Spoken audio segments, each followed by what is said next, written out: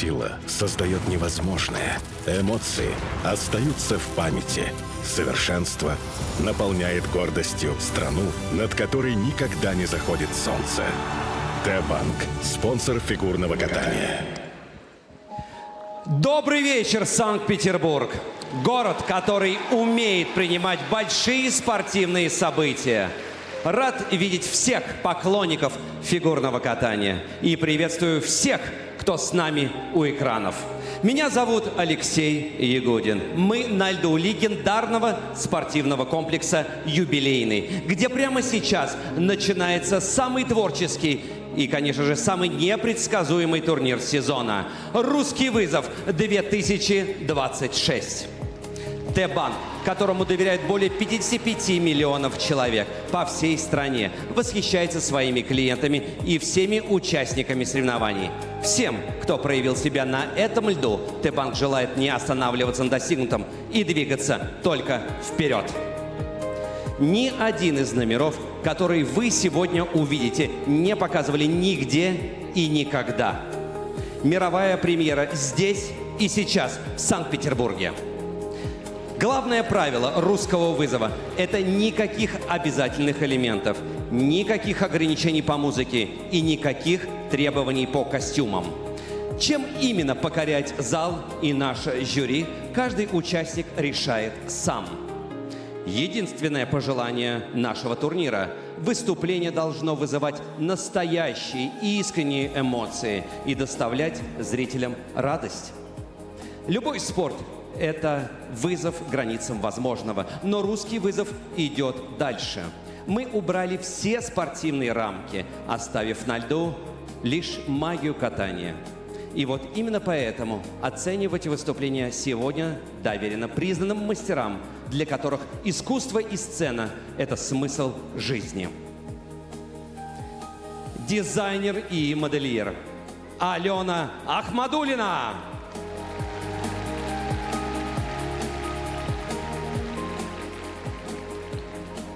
Самая молодая прима-балерина Большого театра и лауреат международных конкурсов Елизавета Кокарева.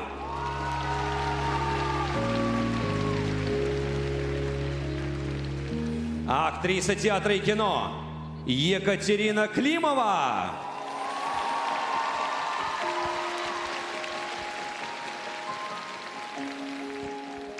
Заслуженная артистка Российской Федерации, певица Пелагея.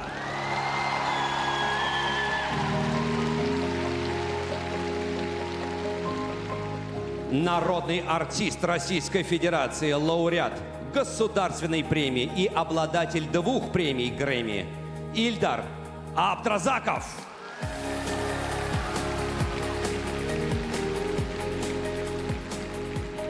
Но и это еще не все. Мы знаем, как сильно болельщики переживают, когда фигурное катание судят люди не из мира фигурного катания. Спешу вас успокоить. Чтобы оценки были не только эмоциональными, но еще и профессиональными, мы пригласили в жюри легенд фигурного катания. Заслуженный мастер спорта Российской Федерации, призер Олимпийских игр, комментатор Первого канала Михаил Калида.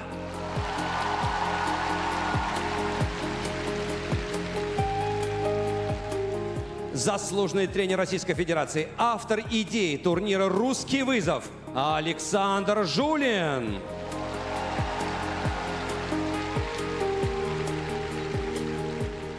Чемпионка мира, призер Олимпийских игр Евгения Медведева.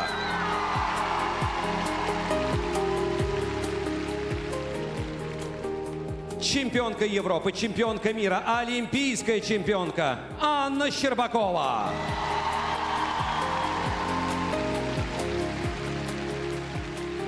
Олимпийский чемпион, президент Федерации фигурного катания на коньках России Антон Сихарулидзе.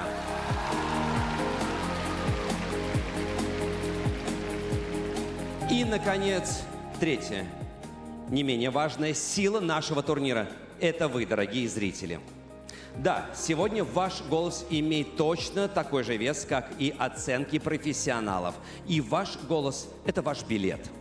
Итоговый балл складывается из 3 равных частей.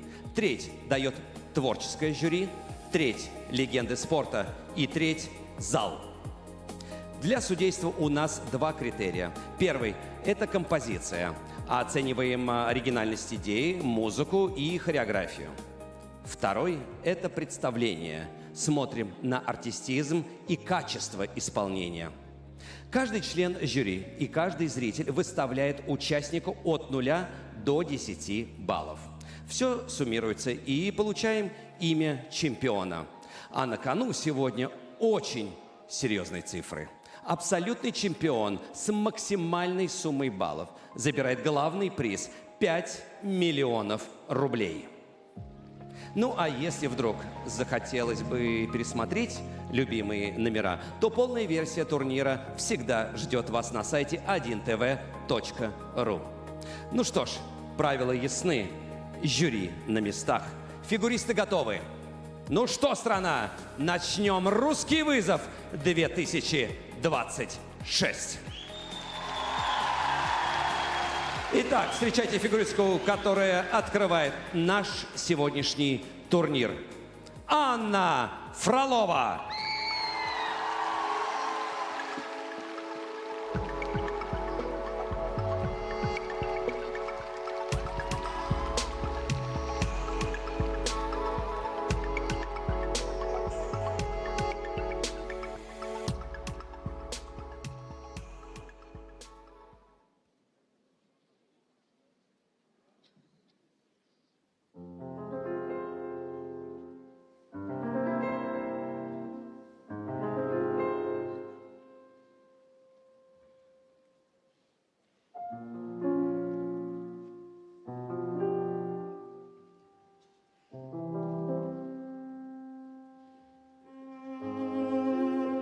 Он, правда. И, налетев на него, обняла, прижала к себе головой к груди. Левочка пишет историю, которая будет жить вечно. Мне кажется, Наташа Ростовой Левочка описал меня и сестру Таню. Я узнаю в ней свои чувства, свою порывистость. Я живу войной и миром, я дышу ей.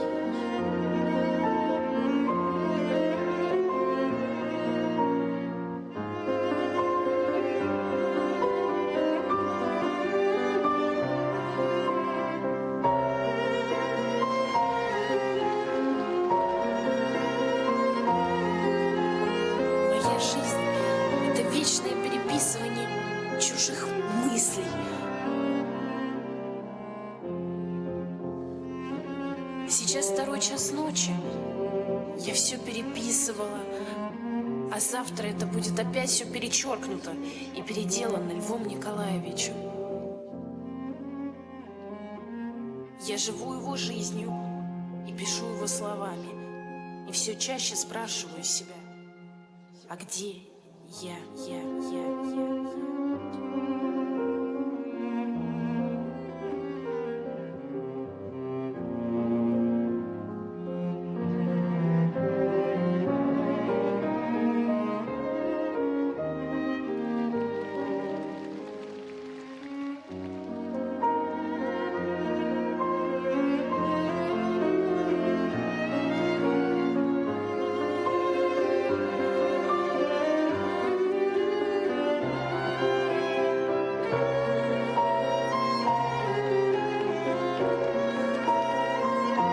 У нас в доме вечная война, а мира нет.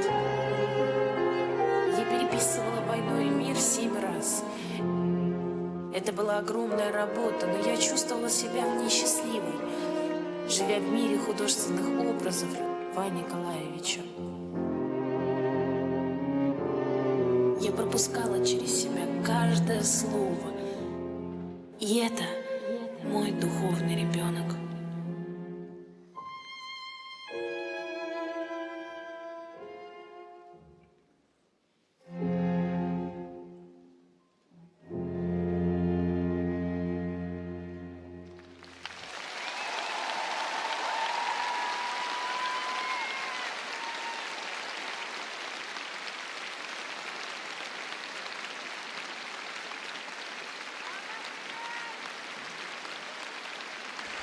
Анечка, браво. Героиня твоего номера Софья Андреевна Толстая. Она стояла у истоков такого даже произведения, как «Война и мир». И была рядом с Львом Николаевичем в каждой строке. Но ее имя, к сожалению, оставалось в тени. По-моему, прекрасное исполнение. Ну, давайте поаплодируем еще раз. Очень сложно открывать турнир, но это сделано достойно. Давай спросим сразу у Екатерины Климовой. Удалось ли тебе передать черты исторической личности вот с такой непростой судьбой? Екатерина, что скажете? Спасибо огромное, Анна. Очень красивое исполнение. И тут и Тургеневская барышня, и Татьяна Ларина, и все женские образы из русской классики всплыли в моей голове. Очень трепетное, нежное, тонкое исполнение. Честно говоря, немного мешал даже почему-то мне текст. Мне хотелось сосредоточиться на этом танце. Такие были красивые руки, изящные прыжки. Все так меня это манило, и как будто бы хотелось вслушиваться текст. Но ваше исполнение было блестяще. Спасибо. Спасибо. Прекрасная оценка. Ну, а теперь перейдем к части жюри спортивной. Александр Жулин, например, что вы скажете по этому исполнению? Мне очень вообще нравится эта фигуристка. У нее прекрасные всегда номера, очень проникновенные, и этот номер был не исключением. Очень жалко, что она катается первой, но мне кажется, что оценки будут очень у нее приличные, потому что номер был замечательный. Молодец. Спасибо.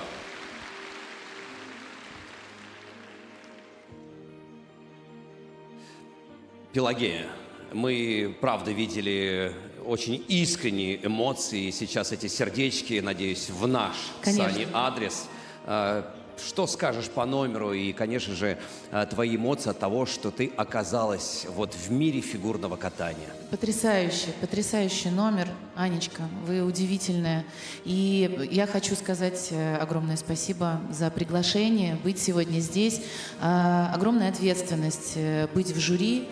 Но при этом огромное счастье просто присутствовать на этом празднике фигурного катания. И название турнира «Русский вызов». Мне кажется, мы всегда этот вызов совершаем по отношению к самим себе. Самое главное. И сегодня мы здесь показываем, вы показываете, наши дорогие фигуристы, наша гордость национальная, показываете невероятную свою силу и талант. Я в восторге от номера. Совершенно не понимаю, как можно ставить какие-то плохие оценки. И вот я уже сейчас, не буду, ладно, но я в восторге. Спасибо огромное. Но если не понимаешь, то и не стоит. А можно, да? Можно. У нас можно все. Спасибо. А вообще, Пелагея, ты следишь за миром фигурного катания? Я с детства, как мне кажется, вся наша страна замирала у телевизионных экранов, и всегда наши фигуристы были самые крутые. Так оно и осталось. Ну, а теперь вопрос каверзный. Кто твой самый любимый фигурист? Мужчина. Но... Никакого давления. Никакого? Абсолютно. Никакого. У нас всегда все по-честному, все вживую. Ну, конечно, так сказать. Алексей Ягудин, конечно он. Благодарю. Ну что ж, после такого достойного ответа на очень сложный, правда, вопрос, мы перейдем к оценкам. Итак, Анна Фролова. Анна Фролова за свое выступление получает 17,95 балла.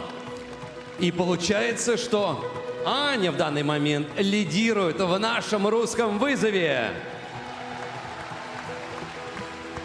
Но не сбавляем темп и сейчас встречаем следующих фигуристов. Встречаем Александра Трусова и Макар Игнатов.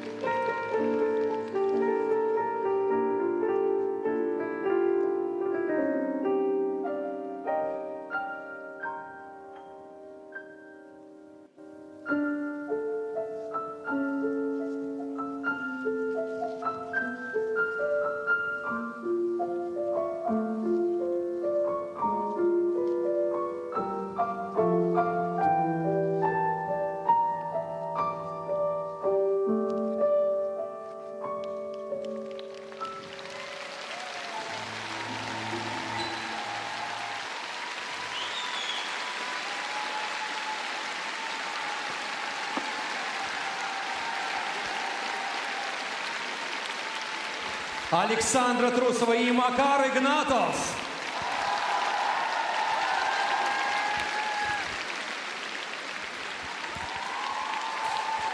Вот они, яркие представители новой дисциплины фигурного катания. Семейное парное катание. Крепкая классика про вечную любовь.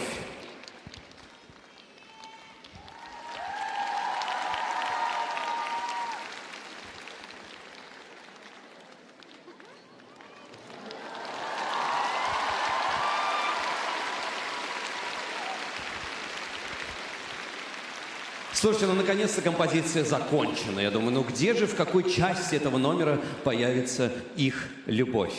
Настоящая, самая искренняя золотая медаль в вашей жизни, Михаил. Давайте, признавайтесь, вы сегодня заявились на турнир, чтобы легально оставить Мишу с бабушкой. И, наконец, вдвоем свидание. Ну, хоть и на льду, но все же. Да, конечно, именно для этого. О, посмотрите, какая реакция у Михаила. Все, он отнял у меня микрофон. Теперь он новый ведущий «Русского вызова». Придется, наверное, вернуться на лед. Хотя многие, конечно, будут спорить с этим решением, но все же молодежь наступает на пятки. Кстати, я заметил, пока вы были на льду, Елизавета Кокарева очень внимательно следила и умилялась, если можно так сказать. Можешь несколько слов о том, что ты сейчас наблюдала? Добрый вечер всем. Я очень рада находиться здесь. И для меня это новый опыт. Обычно я всегда по другую сторону. Ну, конечно, не на льду. Я вообще не умею стоять даже на коньках и на роликах. И то, что вы делаете, для меня это что-то нереальное.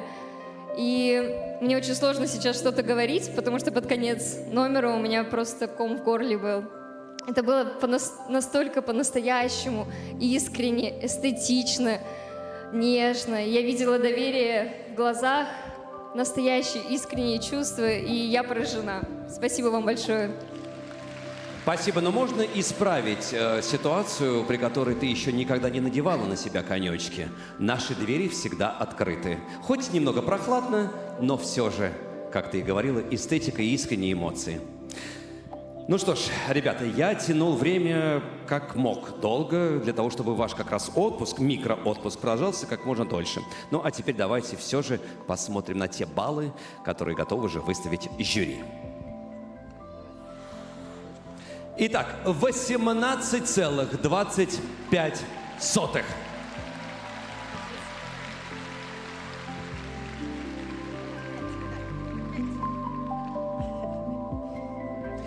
На лед приглашается Дарья Садкова.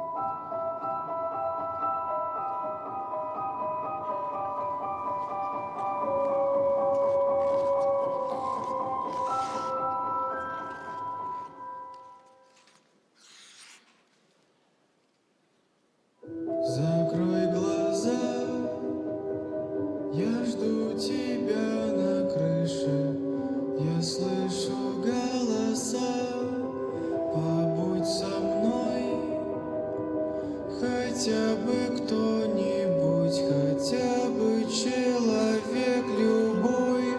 Ты здесь, а я где, я не знаю, я пропал как в пустыне карнавал, и мне некуда идти.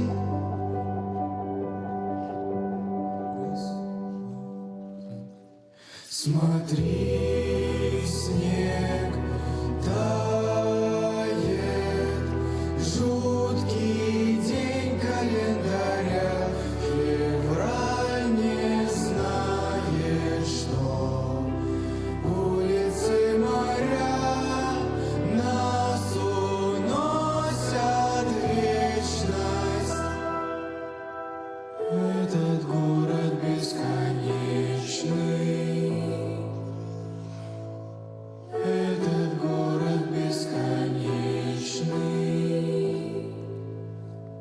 Мы останемся одни. А я не узнаю, где кончается Февраль. Память с разрушительной силой обрушивается на этот город, а я в нем лица.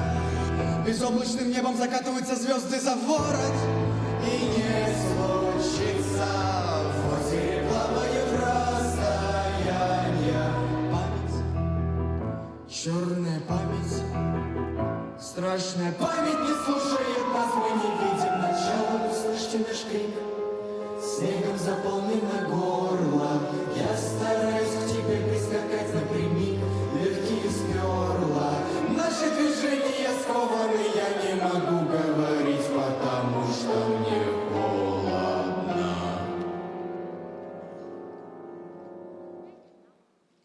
Ветер сует мне письма в рукава, я не заметил, как потерял тебя, зима.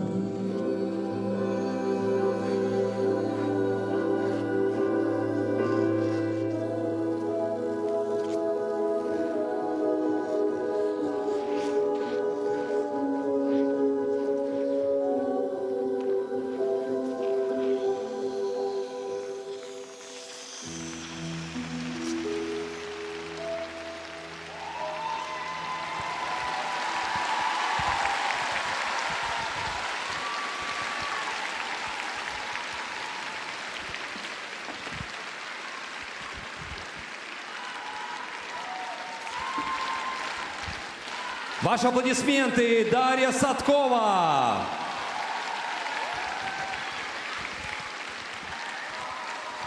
Да, пожалуй, сыграть грустного клоуна гораздо сложнее, чем веселого. Даш, по-моему, очень удачный подбор музыки и антуража. Давай сразу спросим, вот пока ты подъезжаешь ко мне, спросим у Ани Щербаковой, которая очень внимательно следила за твоим соревновательным сезоном с позиции комментатора. Удалось ли тебе передать своим номером вот этот февральский ветер и, конечно же, грусть? Вообще без слов. Анечка. Даша, спасибо тебе за этот номер. Очень радостно тебя видеть здесь, на русском вызове. Мне кажется, ради именно таких номеров мы ждем этот турнир. То, чего мы не увидим на соревнованиях, и когда спортсмены раскрываются с абсолютно неожиданной стороны. И этот номер, мне кажется, это точное попадание. И насколько ты передала драматургию, и насколько ты танцевально чувствовала вообще каждую ноту этой музыки, отыгрывала это. Мне кажется, что этот номер точно попадет в сердца зрителей. Спасибо тебе. Ну вот на 99% это как раз такие музыкальные композиции очень сложно брать в спорте. Анька, для тебя это сегодня было сюрпризом, что Даша вот явилась перед всеми нами именно в таком образе? Честно скажу, мне кажется, что Даше очень многие образы подвластны, поэтому я именно и ждала экспериментов и просто обрадовалась тому, что, мне кажется, эта программа как раз то, чего мы ждали. Спасибо большое. Анечка, тогда тебе осталось всего лишь оценку поставить, не более того. А я пока вот пообщаюсь с Аленой Ахмадулиной. Алена, у вас был опыт работы с миром фигурного катания? Да, был. Добрый вечер. Добрый. Ну, надеюсь, позитивный Конечно, опыт? позитивный. А где это происходило? А где это что? Где и когда это происходило, вот эта связь с миром фигурного катания? Мы создавали несколько костюмов для соревнований фигуристов. Четкий ответ на мои четкие вопросы. Ну что ж, оценки уже готовы, и мы готовы их огласить. Итак, Дарья Садкова получает 17,55 балла. Дашечка, спасибо. Удивила и поразила. И, самое главное, восхитила. Продолжает наш турнир дуэт Екатерина Миронова и Евгений Устенко.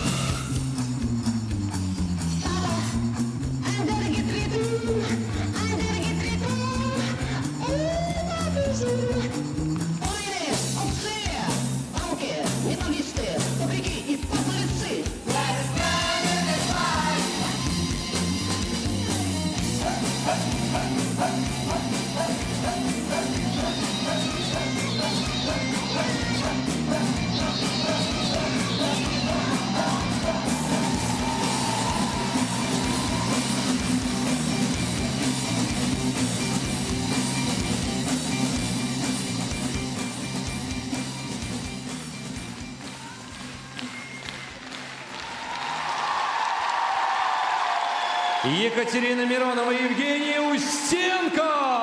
Ваши аплодисменты. Какой же стильный танец, стильный номер. Великолепная четверка на льду.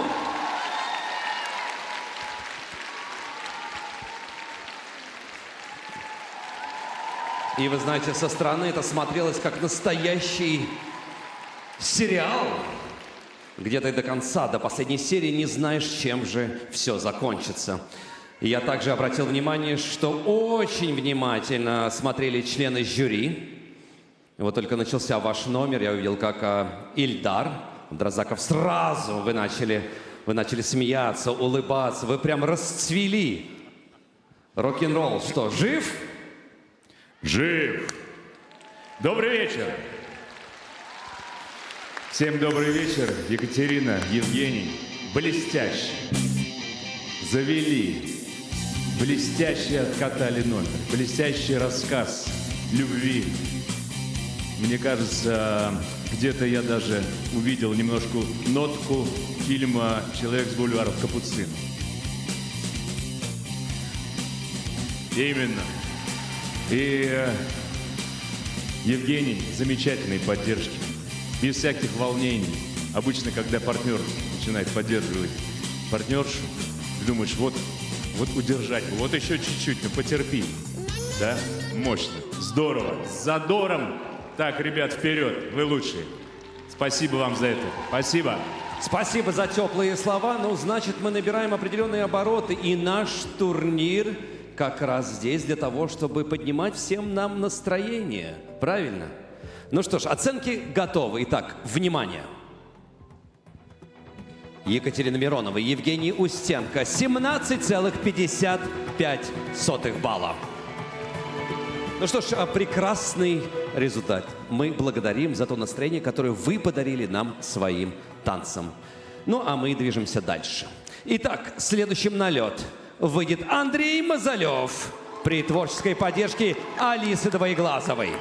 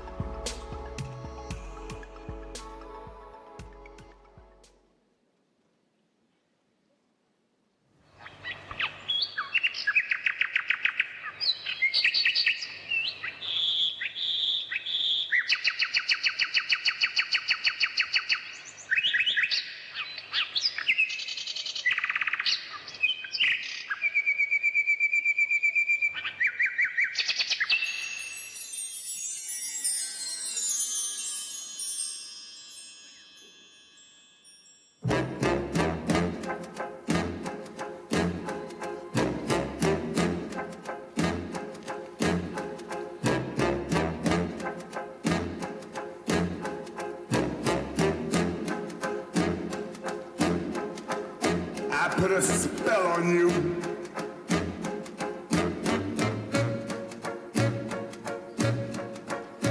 Because you're mine.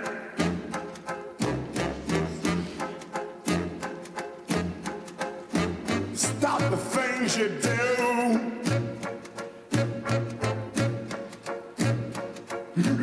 What's up? I ain't lying.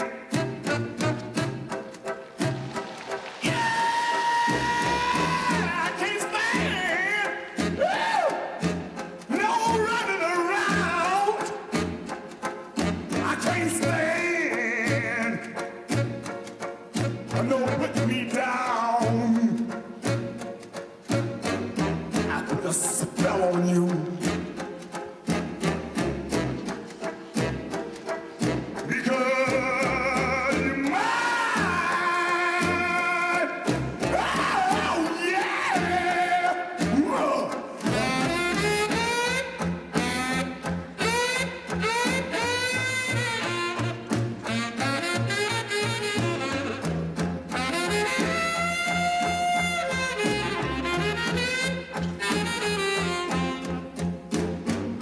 Stop the things you do.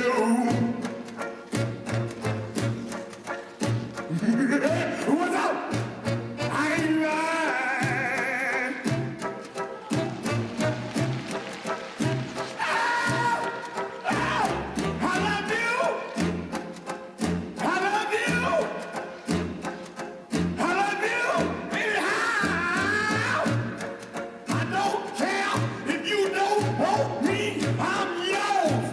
right now.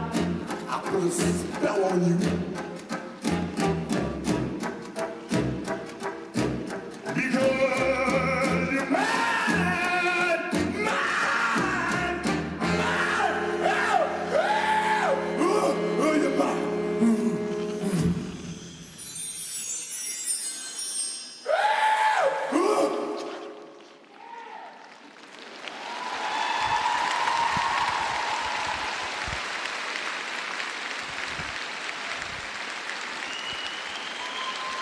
Андрей Мазалев, Алиса Двоеглазова здесь и сейчас. Для тебя Санкт-Петербург, для тебя Россия. Назовем эту главу Алиса, Андрей и колдовская пыль. Алиса исполнила мечту многих девушек. Просто так легко взять парня под контроль. Подъезжайте, ребят. И, конечно же, сейчас самое время узнать впечатления от многоуважаемых членов жюри. Ну, кстати, вот была бы такая волшебная пыль для того, чтобы перед соревнованиями раз-раз, и нет страха, и все получается замечательно. Вот, например, Пелагея. Вот всегда улыбка на твоем лице. Кто бы ни выходил, кто бы что ни показывал. Если честно, то у меня помимо улыбки еще и слезы, причем на таких комических, юмористических номерах тоже. Потому что я просто, я в абсолютном шоке вообще от ваших человеческих и нечеловеческих возможностей, друзья. Вы потрясающие. Спасибо, Пелагея. Но российские фигуристы не только шокируют любителей фигурного катания нашей страны, но и всего мира. Мы это Так способны. было, так есть, так будет. Спасибо, так будет всегда. Да, спасибо. Антон, ты как гуру мира фигурного катания, если делать акцент на парное катание, два одиночника вместе, в одно и то же время на льду. Может быть, какая-то перспективная пара в будущем? Что бы ты сказал? Что бы ты отметил? Добрый вечер. Ну, во-первых, я бы отметил Алису в этом номере. Великолепно сначала она кудахтала, а потом чудесно сидела на стуле. Очень хорошо. Ну а минимум действий, максимум внимания. Максимум эффекта. Максимум. Правильно. Ну, Андрей вообще очень классный катальщик, и в спортивных программах он здорово катается, у него очень мягкое скольжение и такой old school, который нам очень нравится, поэтому мы всегда внимательно следим за его программами. Ну и симпатичный номерочек получился. Я не могу только понять, почему судьям не дали попробовать того чудесного зелья, может быть, и оценки были бы другие. Антон, это не в формате нашего турнира. Жаль. Влюбленность, именно самое светлое и сильное чувство на земле, любовь способна творить чудеса. Согласен. У нас готовы оценки. И посмотрим, как зелье повлияло на оценки. Итак, Алиса Двоеглазова. Ну, конечно же, Андрей Мазалев. 17,45 балла. Спасибо, ребята, за настроение и улыбки, которыми вы наградили своим номером. Ну, а наше шоу продолжается. Мы приглашаем на лед Софью Самодурову.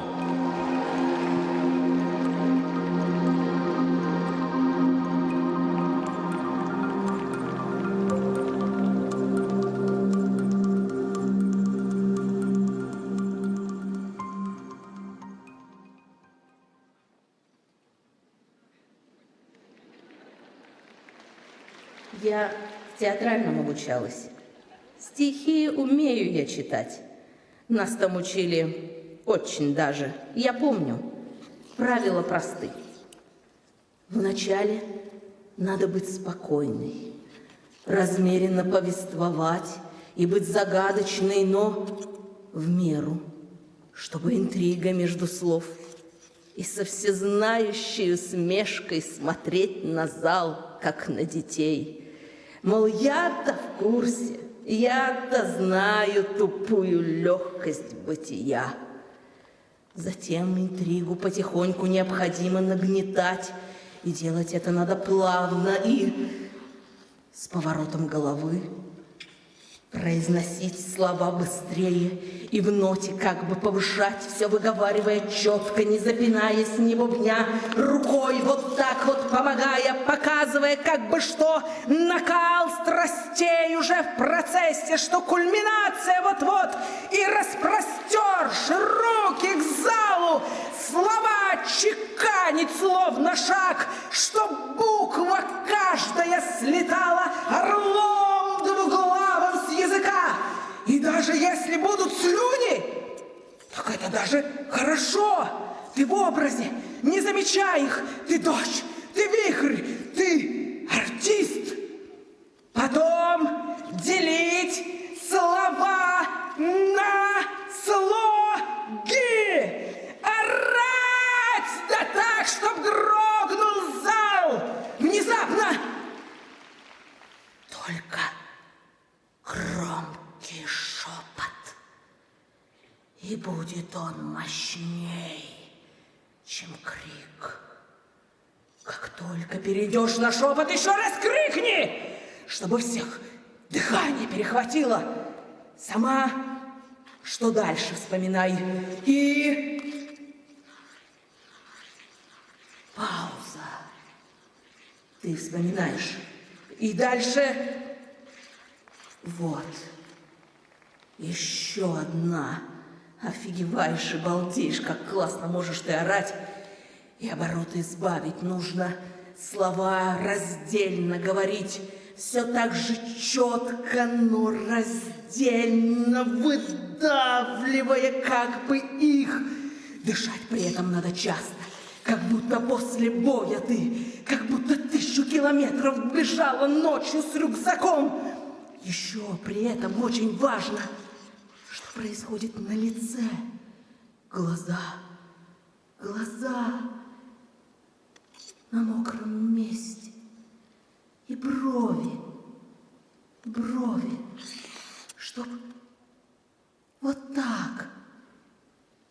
Слова все тише, реже, даже проникновение куда мурашки побежали, чтоб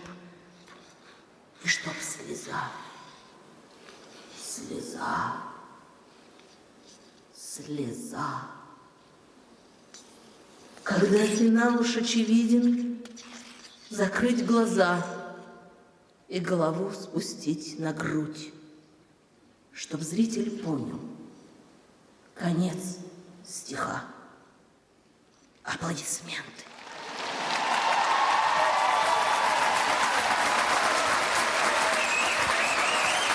Браво!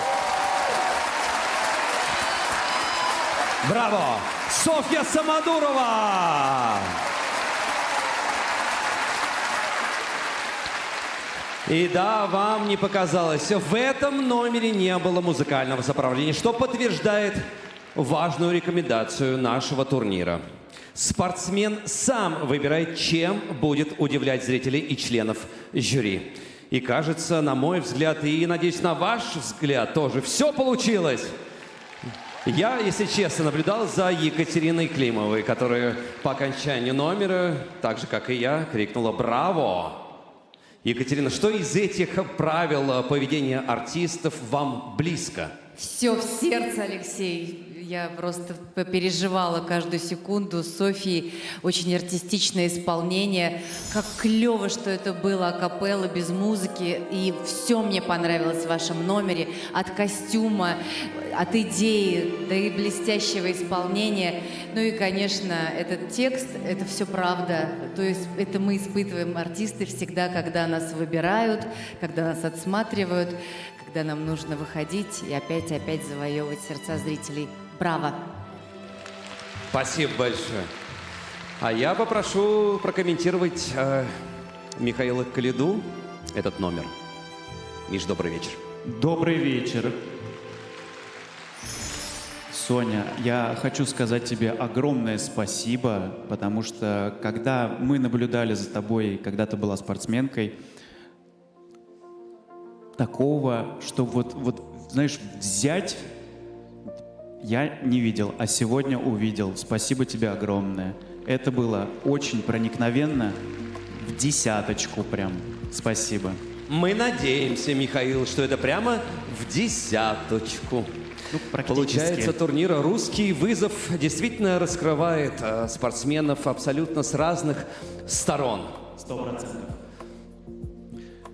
Екатерина, я все-таки к вам вернусь, потому что для меня Да, лично вот из всего многообразия того, что мы услышали, вот это «дыши», «дыши».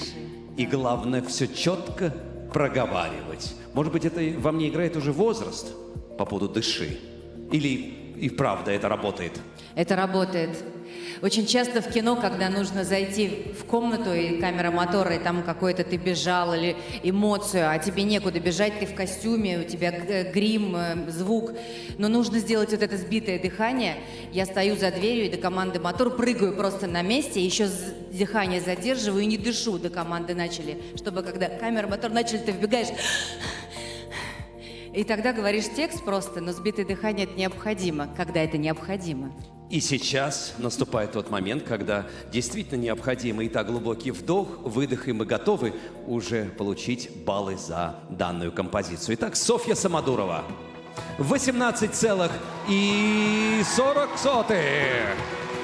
Браво, спасибо. И это на данный момент позиция лидера.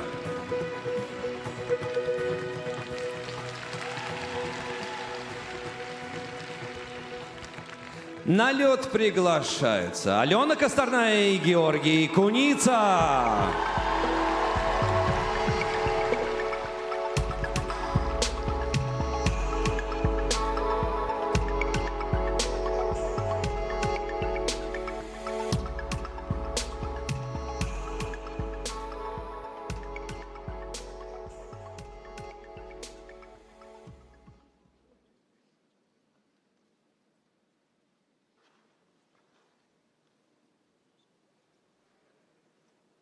La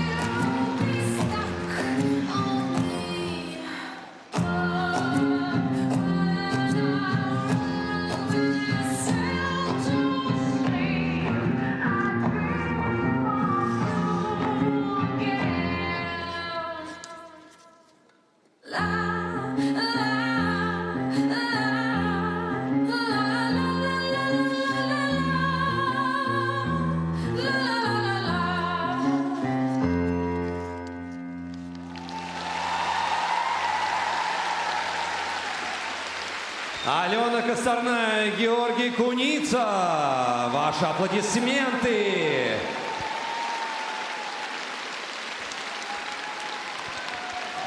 Итак, внимание. Кольцо на пальце.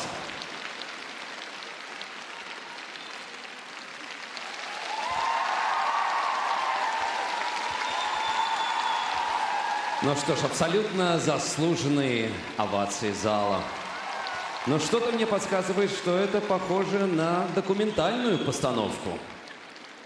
И сейчас узнаем у ребят, какой же процент правды о их семейной жизни.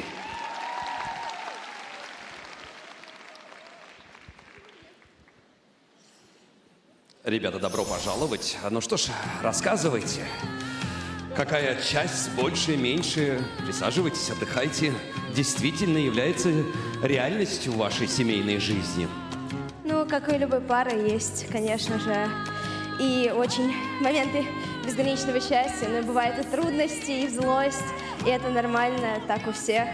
Поэтому мы недалеко отходили от нашей жизни. Твое мнение очевидно. А теперь муж? Все не так, у меня самая лучшая жена на свете. Правильно. Это единственная возможность нам выжить. И правда. Но без любой наигранности, конечно, дорогие дамы, мы вас любим, обожаем, и вы все равно, вы основной двигатель любого жизненного прогресса. Женечка Медведева, как тебе номер? Эмоции, ну драйв, кайф. Ребята, спасибо вам огромное. Вы просто невероятную какую-то сложность показали сегодня в этом номере. При этом не забывая, что у нас все-таки шоу-турнир «Русский вызов». Я увидела в вашем номере сегодня все. И самое главное, что я увидела настоящую жизнь, правильно? Потому что бывают взлеты, падения, люди ссорятся. Кому-то что-то приснилось, правильно?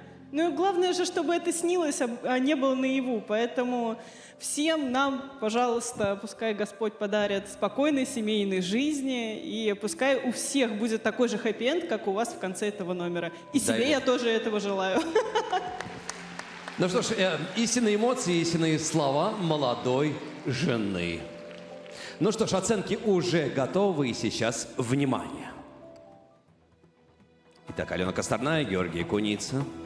18,20. Ну что ж, поздравляем вас с этим результатом и вновь благодарим за жизненный номер. На лед приглашается Мария Захарова.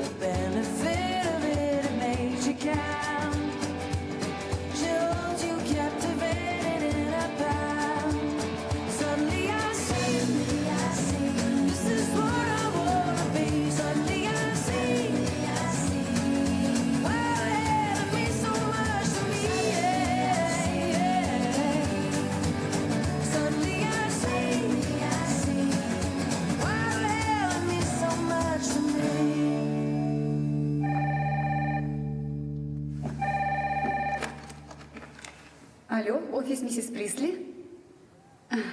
Я это имела в виду. Офис Миранды Присли. У нее совещание. Не хотите оставить сообщение? Ага. Не подскажете, как пишется Габбана? Алло?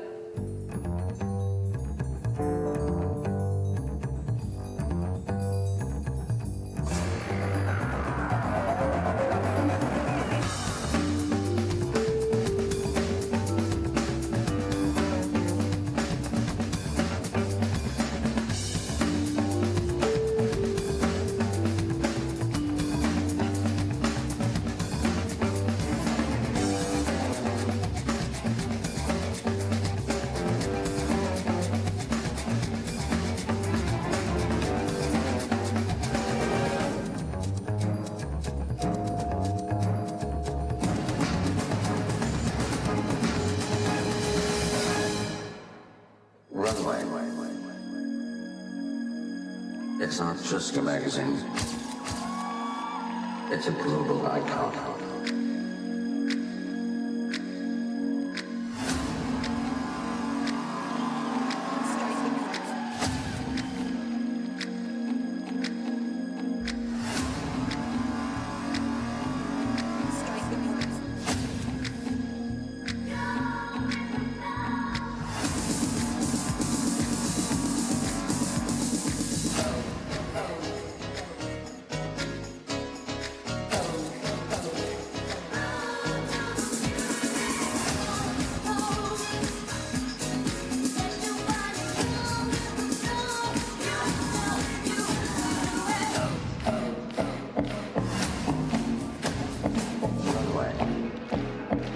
It's a global icon.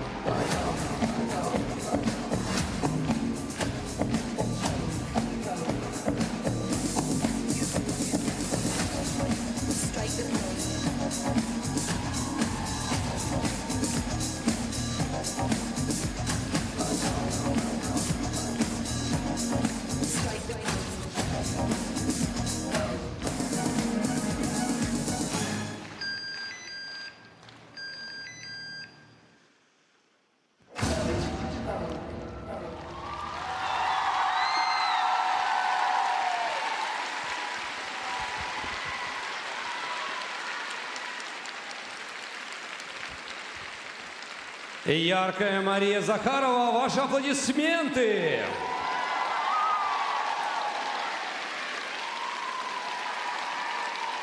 Мария, мне кажется, данным номером реализовала мечту каждого офисного сотрудника. В пятницу вечером переодеться на ходу из рабочего, так сказать, в красивое.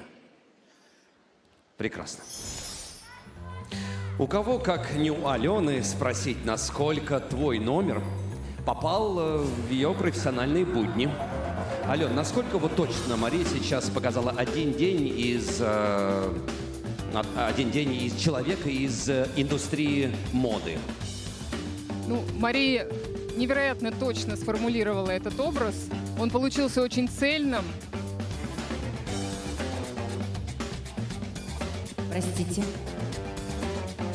Получился невероятный образ, очень цельный. Эта история не про одежду, а про власть, про подчинение власти. И это было передано очень тонко, когда из мягких, мятых форм полное перевоплощение в гламурный, четкий фэшн-образ. Это просто потрясающе. И это было передано не только одеждой, но и движением, и музыкой. Невероятно. Спасибо за эту красоту. Спасибо, очень приятно. Аля, насколько я знаю, а возможно это и слух, вы знакомы вроде бы с главной героиней этой киноленты «Дьявол носит Прада»? Приходилось, да, встречались в Париже. О, интересно очень. И это действительно правда? Не правда, а правда? Это правда, она действительно выдающаяся личность в области фэшн, но у выдающейся личности всегда есть и отрицательные стороны, которые в этом фильме рассматриваются. Ну что ж, вот эти негативные какие-то стороны пусть останутся вне рамках и нашего турнира в том числе. А сейчас хочется попросить вас поставить оценку, и мы готовы огласить уже итоговый балл. Но самое главное, чтобы в жизни каждого человека была, конечно же, определенная власть. Но эта бы власть выражалась через движение, через в том числе и моду, настроение и, конечно, состояние души и сердца. Ну что ж, Мария Захарова. Итоговый балл сейчас появится уже на экране. Итак, внимание. 18,30.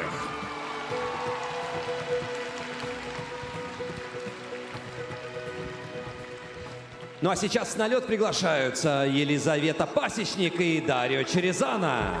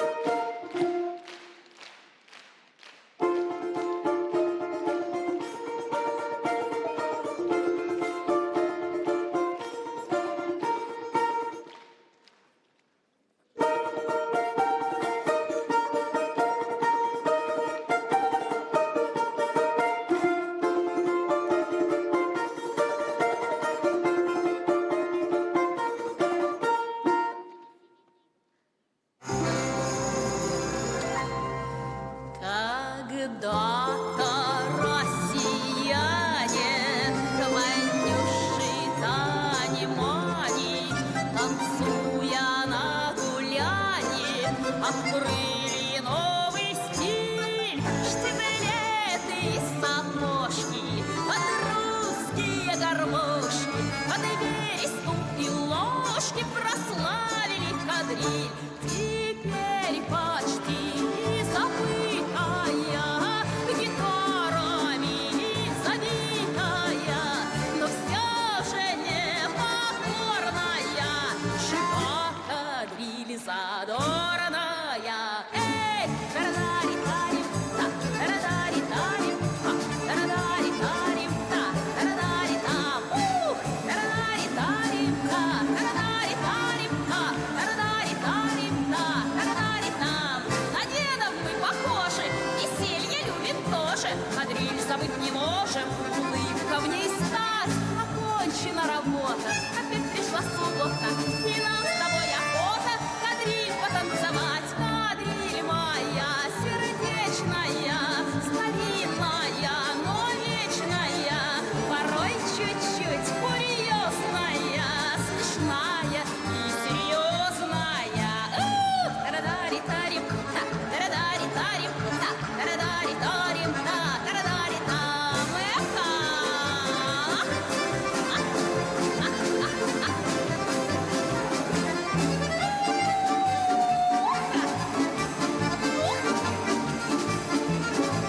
Кадриль моя московская, арбатская, петровская, веселая, столичная, своя не заграничная.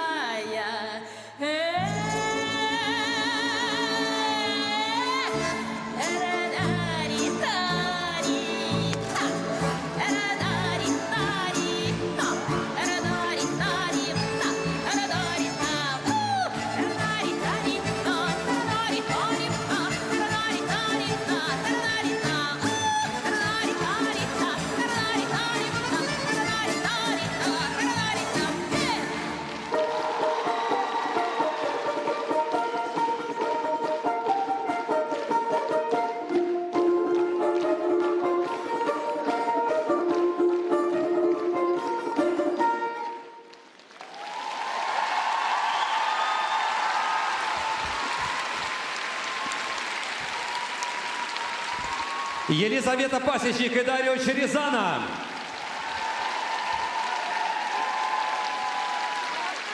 Ну что ж, первая рогатца на районе, так сказать, Дарио Черезана. И великолепный даже в Сице Елизавета Пасечник. Лучшая программа культурного обмена, которую я когда-либо видел. Давайте сразу обратимся к Пелагее, естественно. Мы счастливы наблюдать тебя в рамках нашего проекта, но мы видим только верхнюю часть, а ноги, скажи, у тебя... ноги? Что Это делали хорошо, что вы их ноги? не видите, я не умею так красиво. Ну Но что я они? хочу вам сказать, что у меня просто свело щеки от улыбки, потому что спасибо вам огромное, друзья, за это настроение потрясающее просто, правда? Это что-то невероятное. И Дарио, ну я не знаю, мне кажется, что есть русские в вашей крови. Потому что с такой душой, с таким задором вы все это для нас станцевали. Спасибо за выбор этой композиции музыкальной. Я вот жду, когда у нас уже кадриль снова войдет в моду. Наши бабушки и дедушки так, между прочим, благодаря кадрили и знакомились. И мне кажется, что это незаслуженно забытый танец. Пора возвращать. Сказано, сделано. Здесь на льду наши фигуристы могут абсолютно все.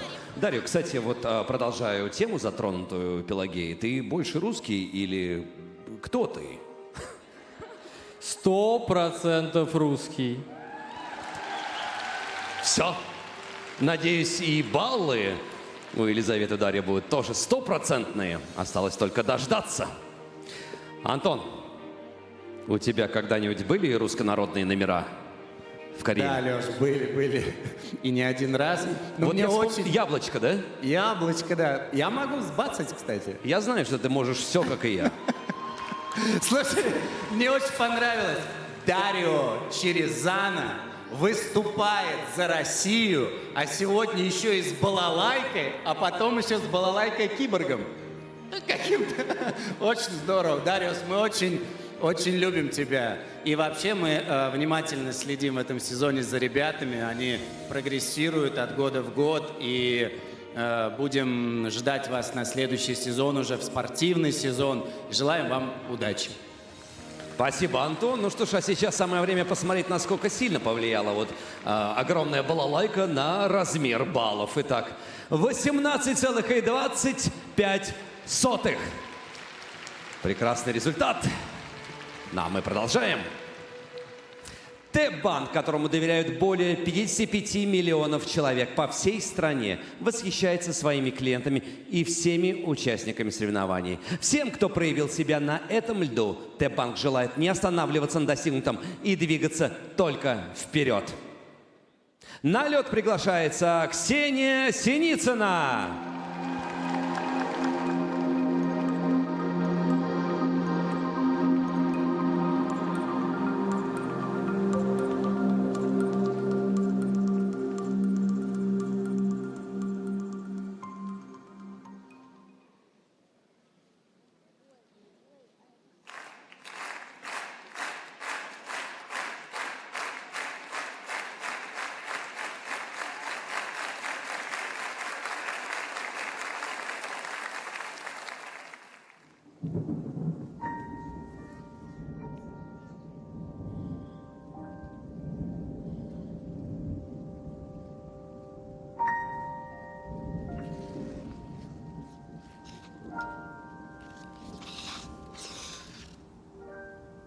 Когда зима устанет где-то на полпути,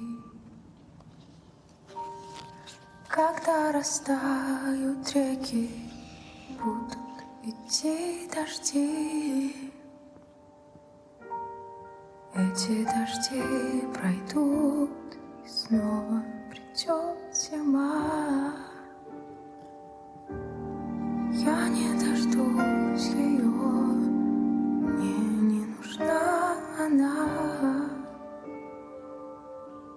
Спектакль окончен, гаснет свет,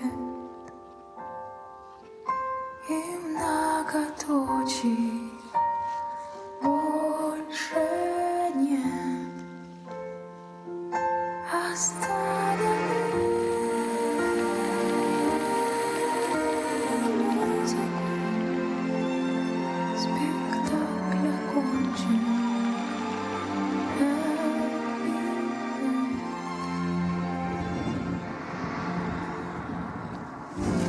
Смотри, какое небо, небо меняет цвет. Заставь меня вернуться, пообещай мне снег.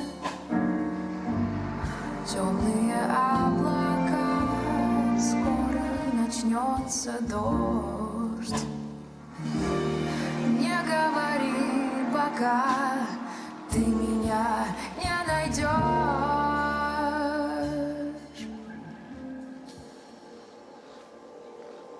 Спектакль окончен, гаснет свет, и многоточий больше нет.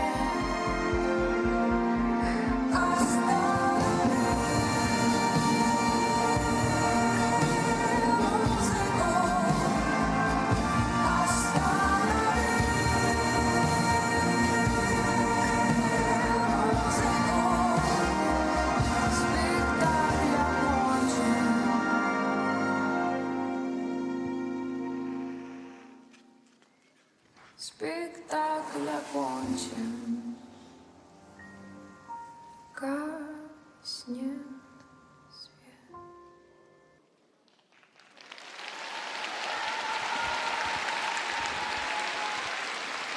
Дамы и господа, Ксения Синицына.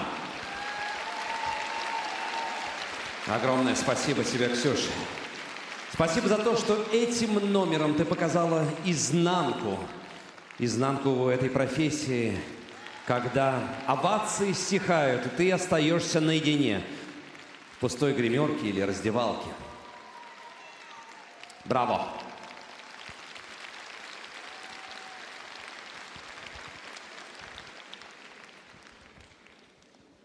А я, собственно, уже готов пообщаться с Эльдаром.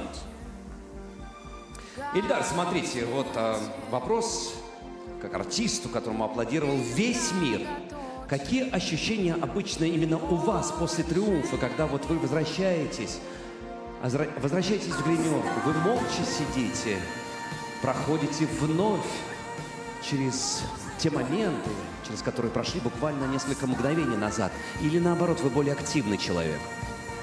Знаете, когда заканчивается спектакль, каждый артист, мне кажется, выходя за кулисы, уже занавес закрылся, думает о том, что вот это счастье быть на сцене, оно на какой-то момент прервалось.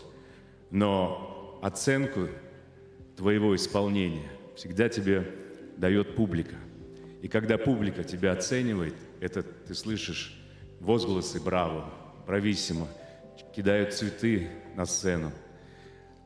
И когда ты уже выходишь, есть немножко маленькая грустинка. Но, Ксения, в этом номере я увидел, что у вас был прекрасный спектакль. Вы его прекрасно отработали.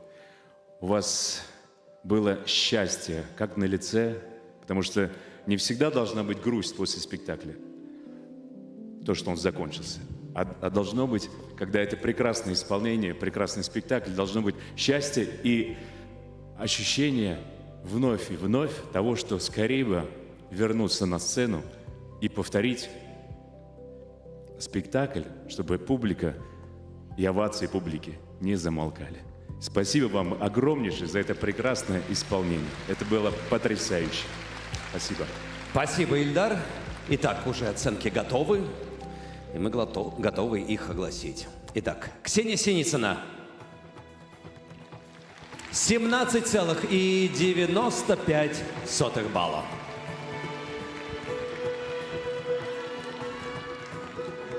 На лед приглашается Матвей Ветлугин.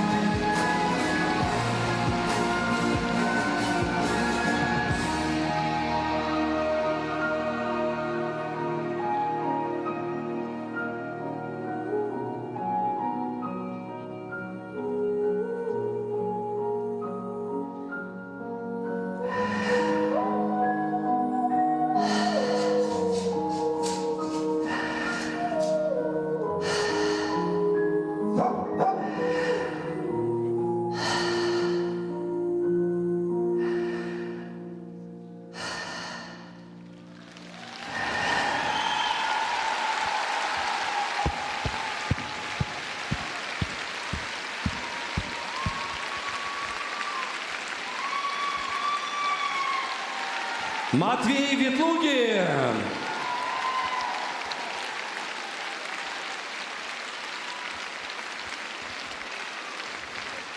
Мне хотелось бы сейчас пояснить для всех наших зрителей, телезрителей.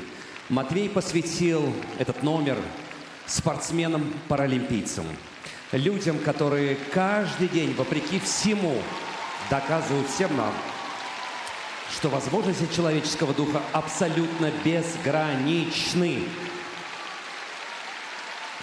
И я думаю, что вот так, стоя, как раз и есть самая важная оценка того, что происходит вокруг нас, через что проходят некоторые люди, личности, превозмогая себя. Браво! Матвей Ветлугин.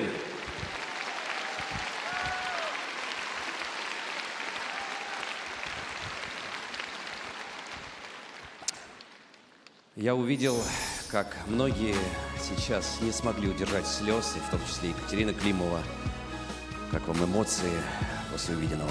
Вот это и есть русский вызов, да, юбилейный. Вы ощутили эту мощь, эту эмпатию, которую Матвей вызвал с первых вообще мгновений своего номера. Все было, конечно, блестяще исполнено, и подобрана музыка, и в целом композиция сработала на то, что ты подключаешься стопроцентно. Всю историю я прочитала, можно было, Алексей, даже не пояснять, потому что то, что в этом году сделали наши паралимпийцы, и то, что вообще каждый год, какие они делают усилия над собой, и какие победы приносят для нашей страны, это поражает, восхищает. Я думаю, каждый из нас следит всегда за их победами, переживает за них. Но, Матвей, вы мой краш теперь. Все. Вот здесь, в моем сердце. Спасибо. Спасибо, Катенька. И давайте в очередной раз Дворец спорта юбилейный. Да что Дворец спорта юбилейный? Вся страна. Поаплодируем нашим паралимпийцам. Да и вообще людям, которые делают все для того, чтобы все равно двигать этот мир вперед. Екатерина, просим вас все же оценить данную композицию. Вот. Благодарим. Спасибо. Ну а сейчас внимание на экран. Матвей Ветлугин за свой номер получает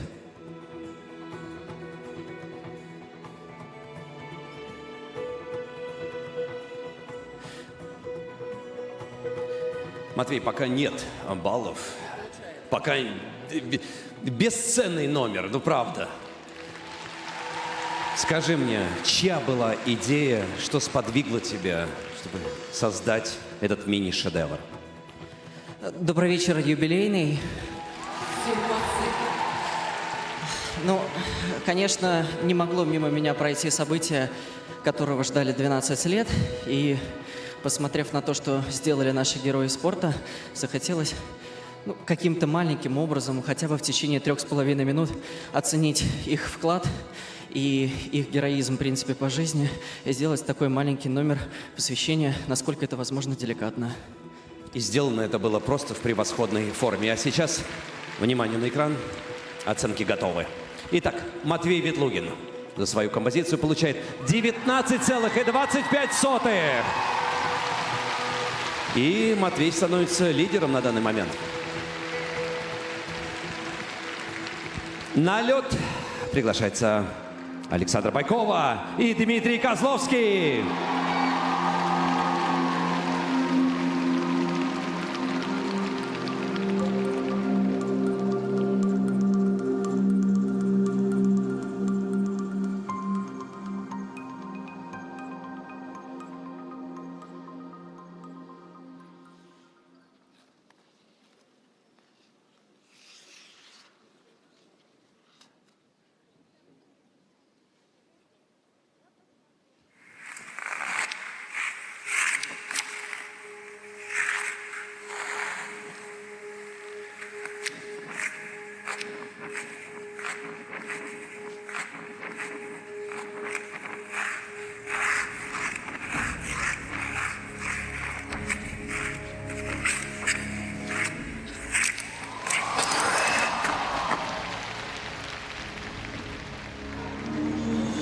нашим спортсменам отказано в участии на международных соревнованиях. Показал нашим фигуристам, спортивным парам и танцевальным Наши дуэтам. спортсмены не допущены до борьбы на международных Но стартах. это значит и на сами игры путь закрыт.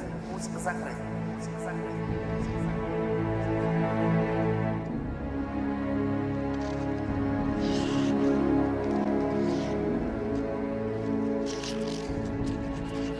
И улыбаясь, нам ломали крылья.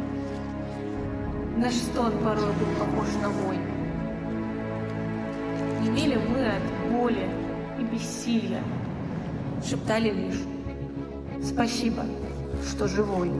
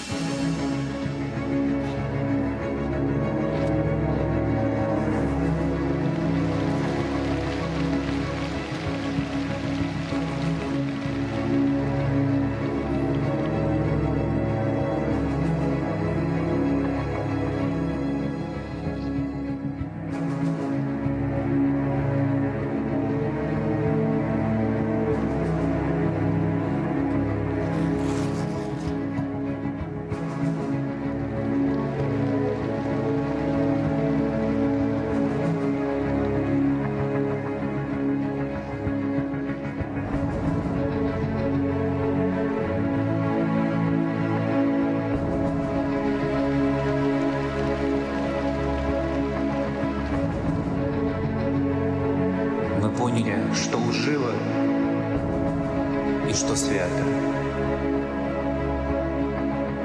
Мы это поняли давно. Наш путь один, всего один, ребят. Нам выбора, по счастью, не дано.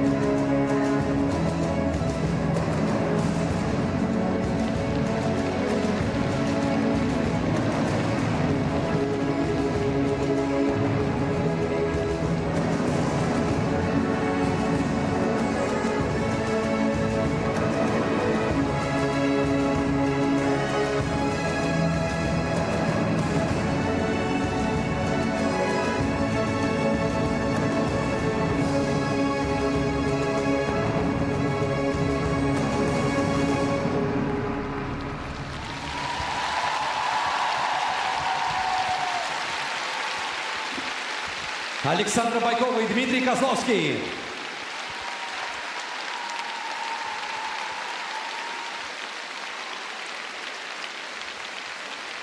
Саша, Дима, просто до мурашек, правда.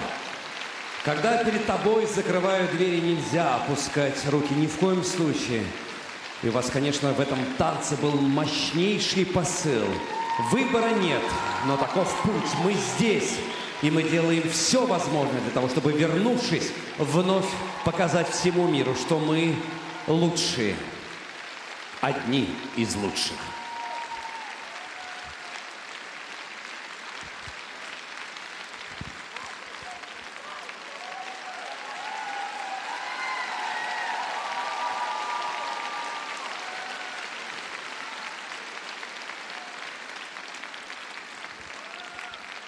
Спасибо, ребята.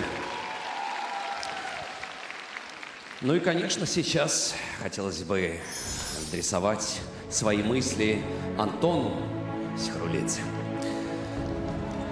И, конечно же, мы все хотели видеть наших спортсменов на международных аренах.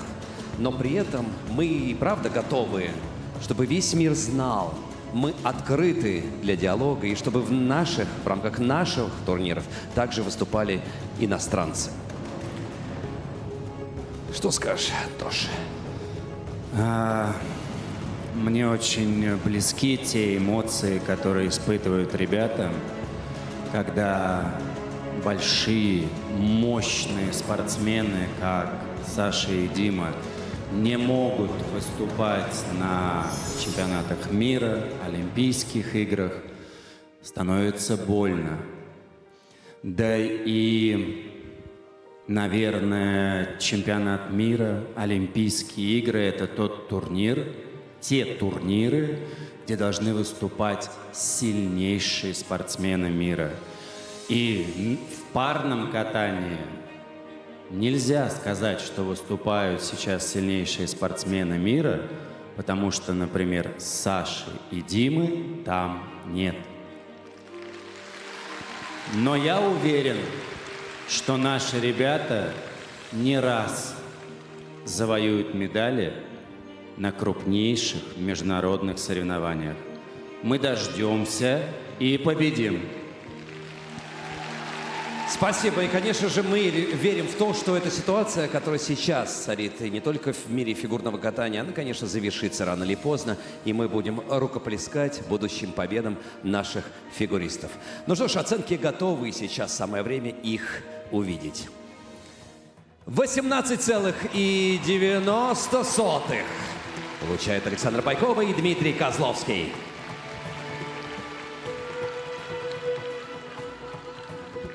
На лед приглашается Софья Муравьева.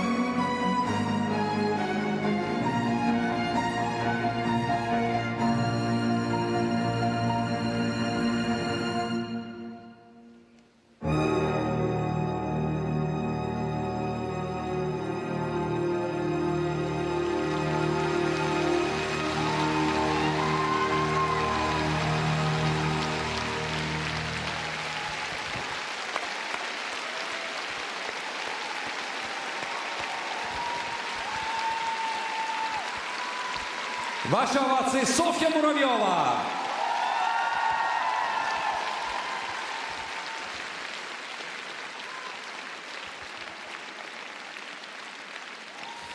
Мы все привыкли видеть в музеях застывшее величие.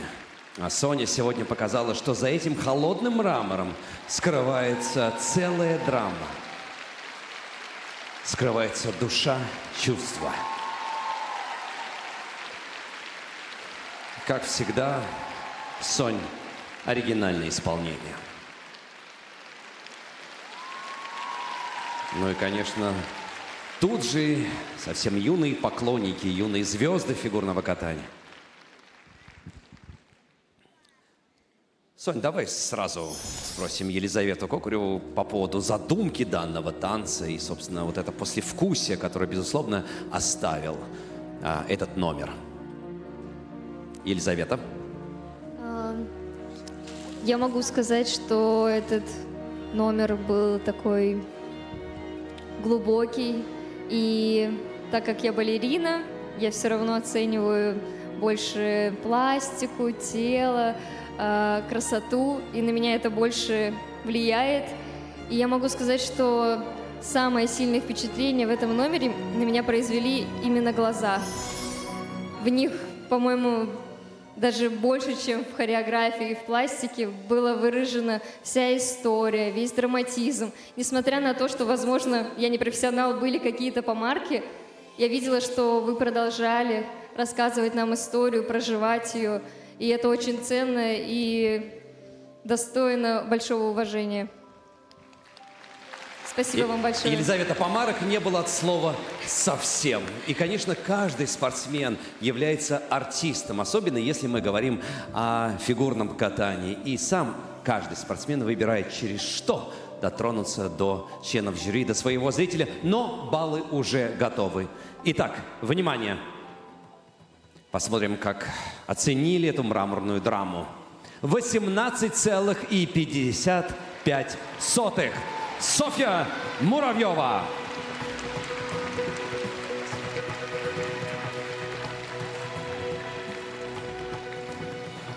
Ну, а что ж, меж тем у нас уже готовы промежуточные результаты, и сейчас мы готовы огласить эти имена. На третьем месте на данный момент расположилась Софья Муравьева. На второй позиции Александр Байкова и Дмитрий Козловский, ну а лидирует на данный момент Матвей Ветлугин.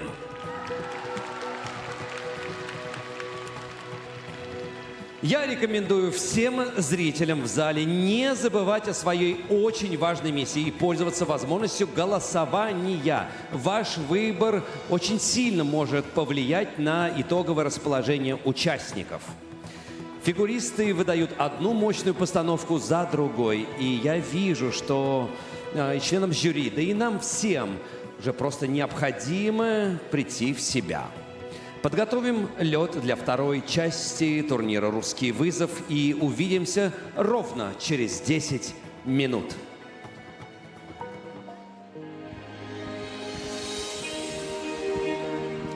Петербург снова на связи. Я Алексей Ягудин.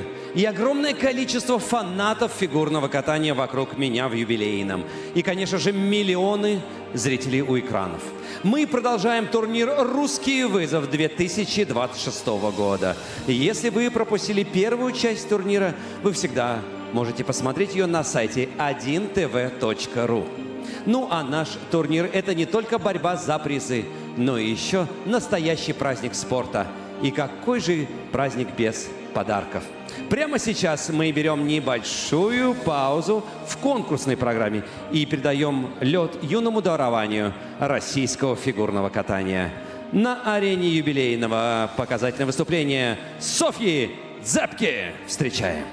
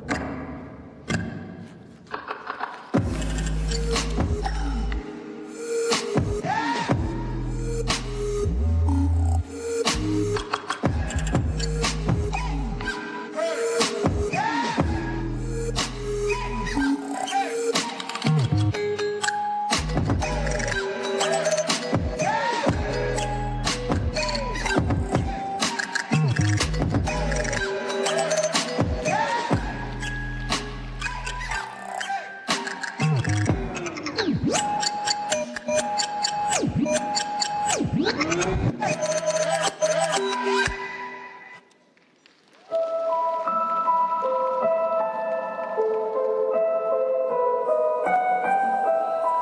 been watching you fall apart on your own. All the things you knew, things you do, fade into the past. And these changes won't stop, 'cause nothing ever lasts. And there's nothing you can do. It's a different world. It's a different world than the one you knew.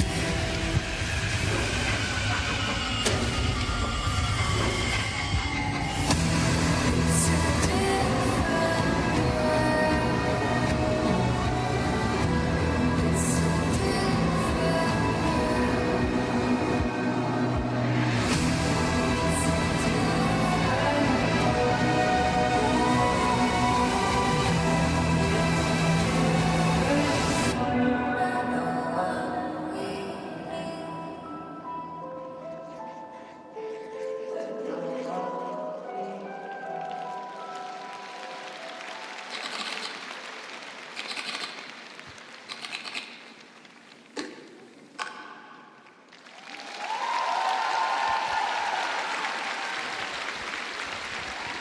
Ваши аплодисменты, Софья Дзепко.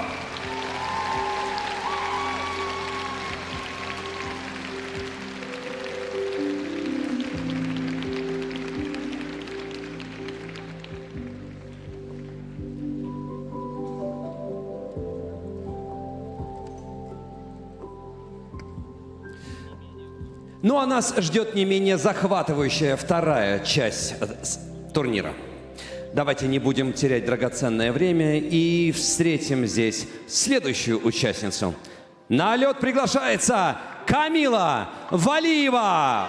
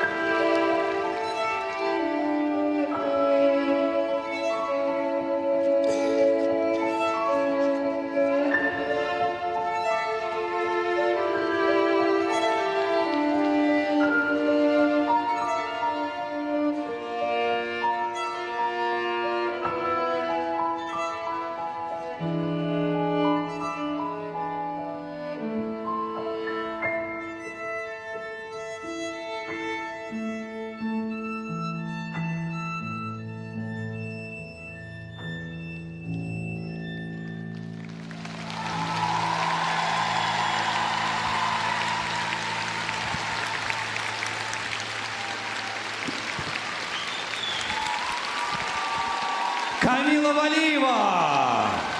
Ваши аплодисменты! А если быть совсем точным, красивое посвящение Рудольфу Нурееву от Камилы Валиевой.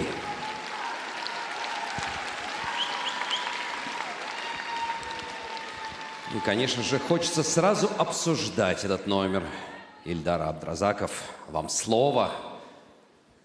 Боже мой, сколько нежности, сколько трепета, сколько чувств, эмоций, такая прозрачность, такая глубина и с тем же такая благодать. Камила, ну, я всегда вами восхищался.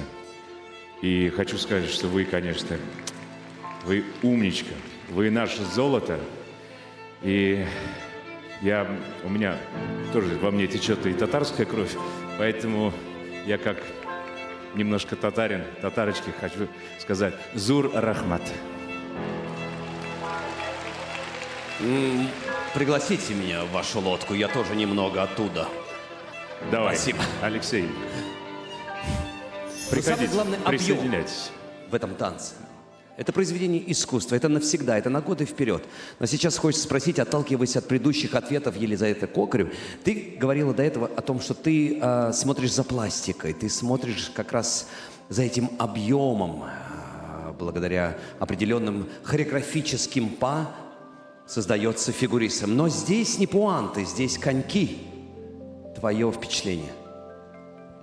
Я могу сказать, что сам танец был настолько невероятным в плане даже координации, когда ты должен быть очень сильным, но при этом очень плавно, чувственно, выразительно, красиво, эстетически показывать свой танец. В этом, наверное, и заключается самая большая сложность — показать, что ты сам вот сейчас в моменте как будто бы импровизируешь, чтобы это выглядело настолько по-твоему, настолько естественно, чтобы люди просто наслаждались, не понимали вообще, что происходит, где они сейчас.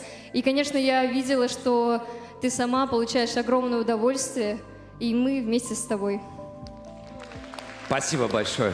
Ну что ж, баллы за этот танец, за это произведение искусства в каком-то смысле готовы. И 19,40 получает Камила Валиева. На лед приглашаются Александра Степанова и Иван Букин.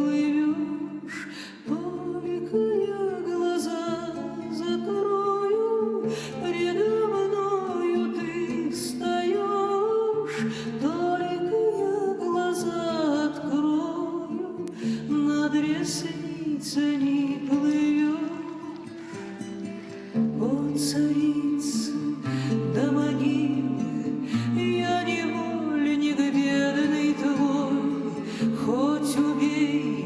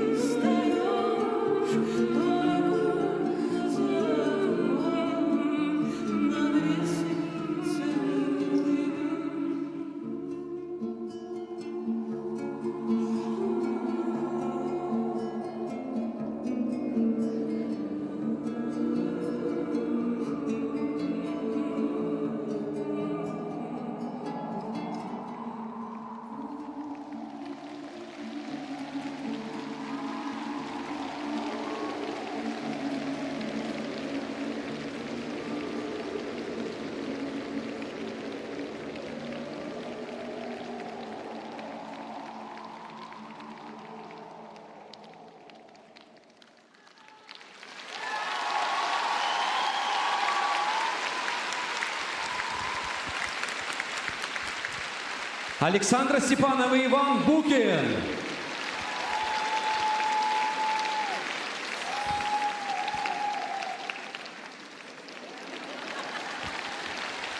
Очень эффектно получилось. Для начала был трюк с исчезновением Ивана Букина, а сейчас трюк с его появлением. Магия, да и только. И, собственно, весь мир фигурного катания, и это и есть магия. И, кстати, сегодня получилось, можно так сказать, практически на 100%, потому что мы видим, как утирает слезы заслуженная Пелагея. Спасибо большое. Действительно, Леша, ты абсолютно просто вот с языка у меня снял про магию. Я забыла, как дышать. Я просто... Спасибо вам, ребята, за это волшебство, это чудо, которое мы сейчас все были счастливы просто наблюдать. Это вот это все здесь у нас родилось перед нашими глазами. Вообще я хочу сказать, что, конечно, фигурное катание – это удивительный вид спорта, потому что я так до сих пор и не понимаю, что же это все-таки больше.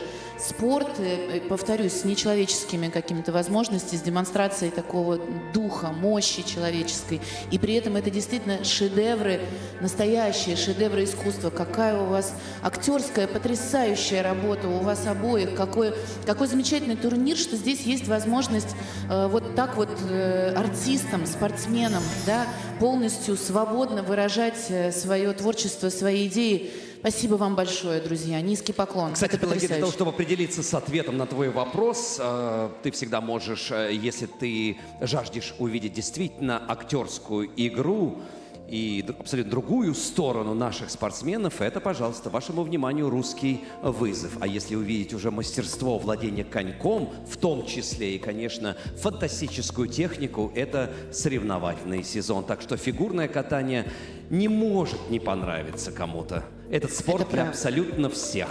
Это правда. Спасибо вам. А теперь я попрошу Александра Жулина прокомментировать данное выступление. Мы знаем, что ты работаешь с Сашей и с Ваней, но в этой постановке ты не принимал участие. В постановке этого танца ты не принимал участие. Ну, во-первых, я хочу сказать, что я безумно счастлив быть тренером этой пары. Сегодня они на меня произвели прям мощное впечатление, и я абсолютно не жалею, что попросил Илью Авербуха поставить номер ребятам. Спасибо ему огромное. Мне очень понравился номер, очень зашла идея.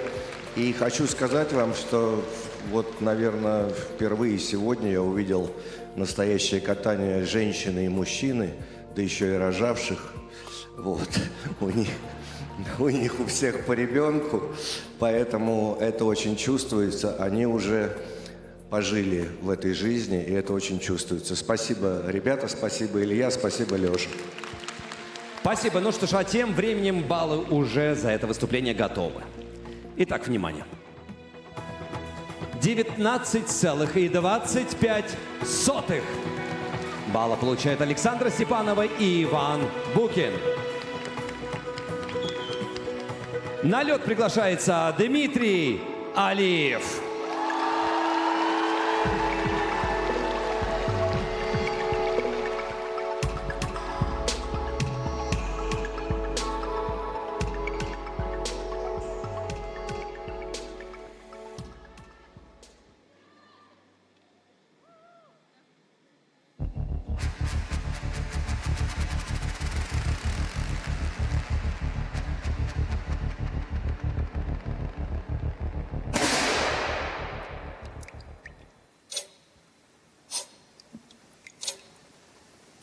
Я помню чудное мгновение. Передо мной явилась ты, как мимолетное видение, как гений чистой красоты. В томлении грусти безнадежной, в тревогах шумной суеты звучал мне долго голос нежный, и снились милые черты. Шли годы, бурь порыв мятежный рассеял прежние мечты. И я забыл твой голос нежный, твои небесные черты.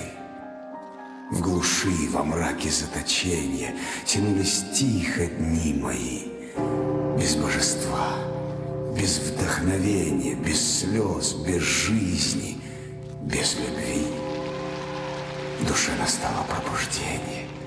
И вот опять явилась ты, как мимолетное видение, как гений чистой красоты. И сердце бьется в упоении, и для него воскресли вновь и божество, и вдохновение, и жизнь, и слезы.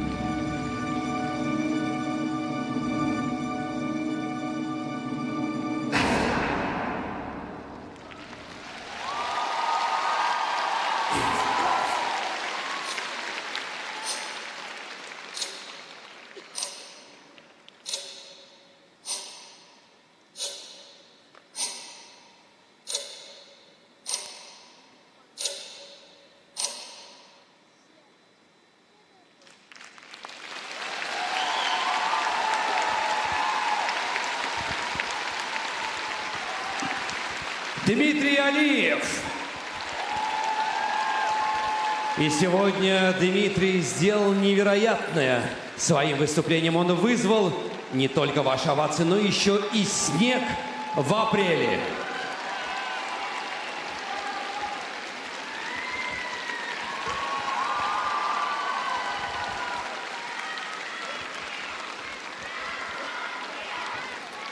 Я также пристально следил за тем, как следили за выступлением Дмитрия уважаемые члены жюри. И хочется сейчас узнать впечатление Анны Щербаковой. Я уверена, что в этом сезоне все очень соскучились по катанию Димы, и что для всех зрителей сегодня это большой праздник, что Дима вернулся. Дима здесь, на соревновательном льду. Программа очень напомнила произвольную программу Онегина, так что думаю, что это большая радость для нас всех видеть тебя снова на льду. Спасибо. А я также еще заметил, что Ильдар там даже проговаривал текст стихотворения и очень пристально следил. Алексей, дело в том, что я очень много в своих концертах исполняю романс на слова Александра Сергеевича Пушкина «Я помню чудное мгновение». И просто пропевал про себя и представлял действительно Александра Сергеевича. И вот то, что сегодня Дмитрий нам исполнил, это было потрясающе. Спасибо, Дмитрий, вам за ваше мастерство, за ваше искусство. И особенно за сальто, которое вы сделали. Я вообще преклоняюсь перед вами, перед всеми, потому что вот буквально 6 лет назад я стал на коньки, и первый мой выход на лед, он был со стулом. И когда вот ребята показывали номер со стулом, я сразу вспомнил себя. Первый свой выход. Ну, это так, опустим. Спасибо большое. Замечательный номер, потрясающее исполнение. Спасибо. Ну, а на данный момент, Ильдар, какими трюками вы владеете, кроме выхода на лед со стулом? Учусь, теперь учусь ездить спиной, скажем, спиной. А вот, когда у меня клюшка есть, да, я держусь за клюшку. Вот. Но у меня есть прекрасные коллеги, не коллеги, а спортсмены-хоккеисты, которые мне подсказывают и иногда учат. И получается так, что если что, они рядом, я могу за них всегда поддержаться, схватиться. Вот. И иногда даже получается забить шайбу. Спасибо. Ну что ж, мы готовы сейчас в данный момент переходить к оценкам. Итак, Дмитрий Алиев. Дмитрий Алиев получает 18,55. Спасибо, и мы продолжаем. Т-банк, которому доверяют более 55 миллионов человек по всей стране, восхищается своими клиентами и всеми участниками соревнований. Всем, кто проявил себя на этом льду, Т-банк желает не останавливаться на достигнутом и двигаться только вперед. На лед приглашается Анастасия Мишина и Александр Галямов.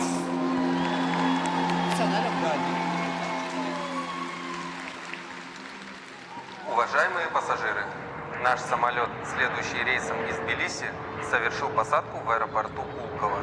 От имени всего экипажа благодарю вас за выбор нашей авиакомпании.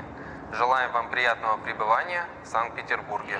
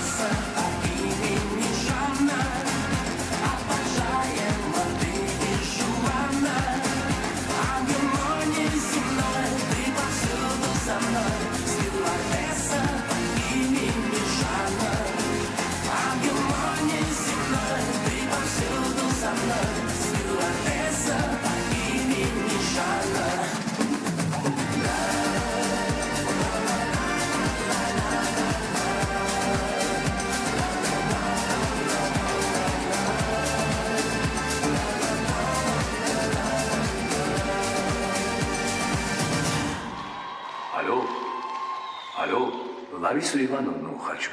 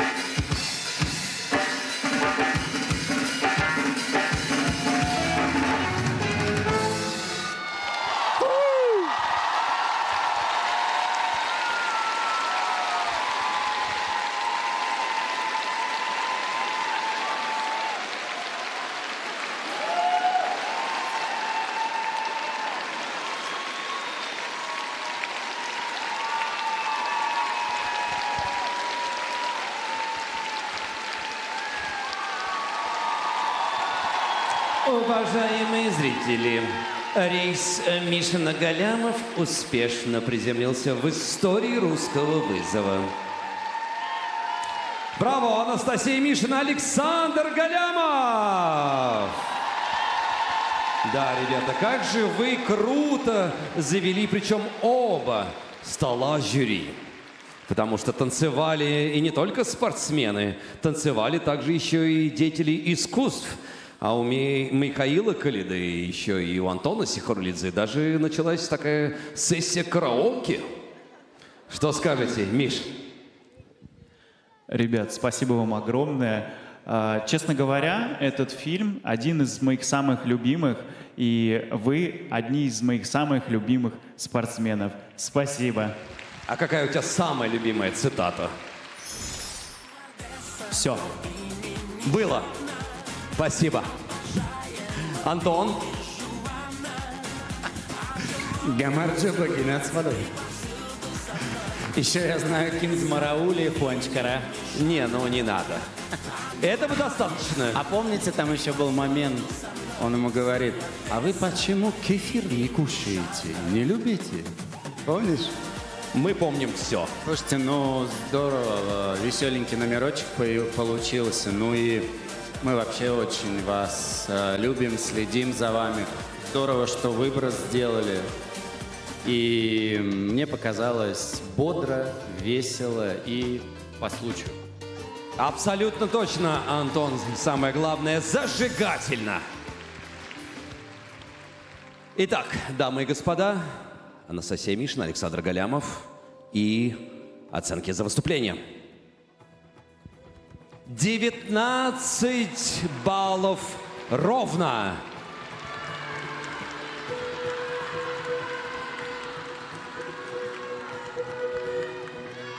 На лед приглашается Елизавета Туктамышева.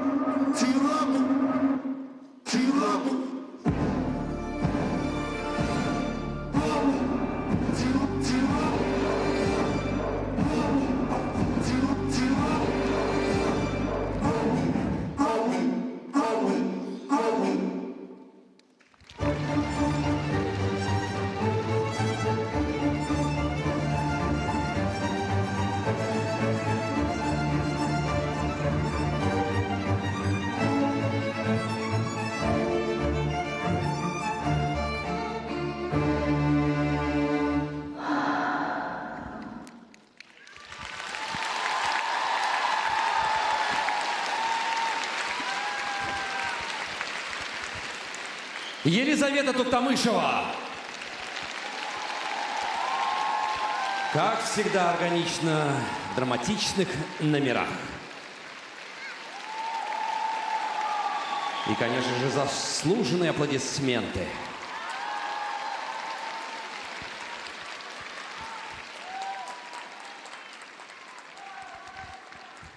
Ну, пока Лиза к нам добирается, сразу же хочется задать вопрос Екатерине Климовой.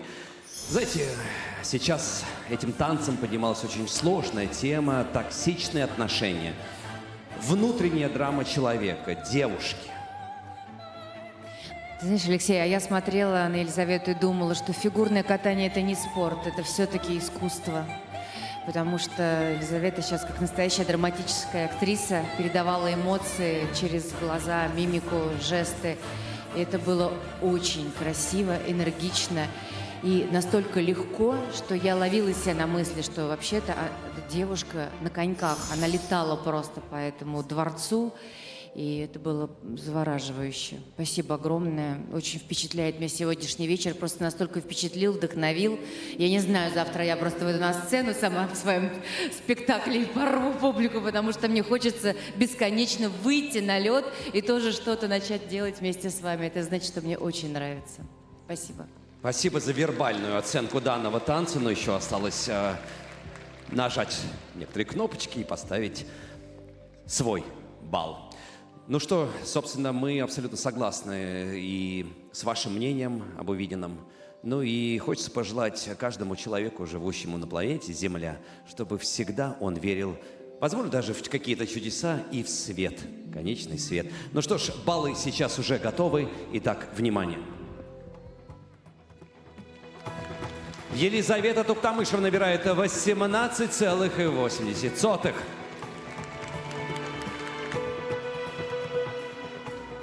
Мы приглашаем на лед Викторию Синицыну и Никиту Коцалапова.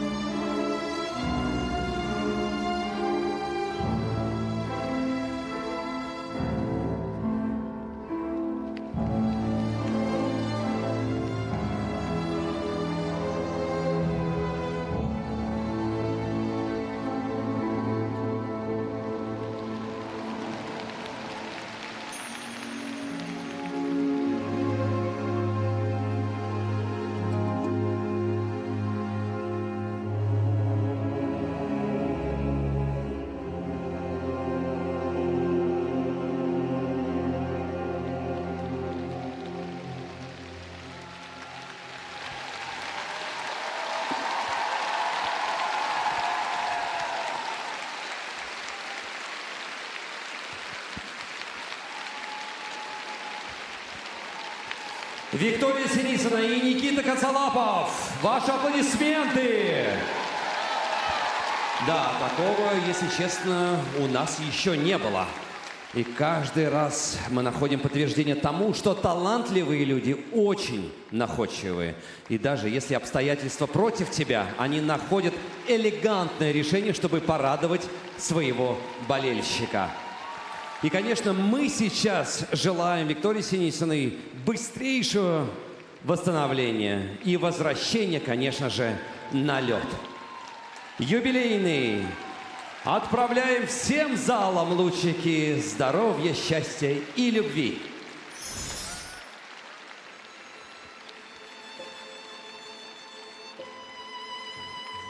Алена, хотелось бы спросить вас по поводу решения, которое нашли фигуристы. Вы все понимают, да, что сравнительно недавно Виктория получила травму и хотели пропустить данный турнир, но все же, когда человек захочет, он может абсолютно все. И действительно нашли такой выход из положения. Как вам? Это невероятное выступление. Я нахожусь в глубоком потрясении. И насколько можно любить свое дело, то, чем ты занимаешься, чтобы, даже имея травму, найти способ так прекрасно выступить и, возможно, выступить невероятно, как никто до этого это не делал в фигурном катании. Великолепное платье в стиле романтичный деконструктивизм, которое так плавно продолжало движение, было инструментом движения, очень грамотно, профессионально подобрано. Вы невероятные, спасибо вам за это. Какой нежнейший отзыв. Спасибо. Не забудьте поставить оценку. Александр Жулин что скажет по поводу данного номера? Мне очень трудно оценивать. Опять же, это моя пара. Все они мои ученики любимые. И Вика, я ей желаю огромного здоровья. И выкрутились они, конечно, на все 10 баллов. Потому что номер блистательный. Не забываешь совершенно, что она без коньков. Ну и Никита молодец, в конце подтянулся. Видно, что руки до сих пор сильные. Красавчик. Молодцы. Спасибо, Саш. Ну, а мы, конечно, благодарим за такой, правда, сумасшедший, воздушный номер Татьяну Навку и ее команду за то, что приняли непосредственное участие в создании данного шедевра. Ну, а сейчас подошло время оценок. Итак, 19,7 получает Виктория Синицына и Никита Коцалапов. И на данный момент это баллы лидера русского вызова 2026 года. Поздравляю. На лед приглашается Петр Гуменник.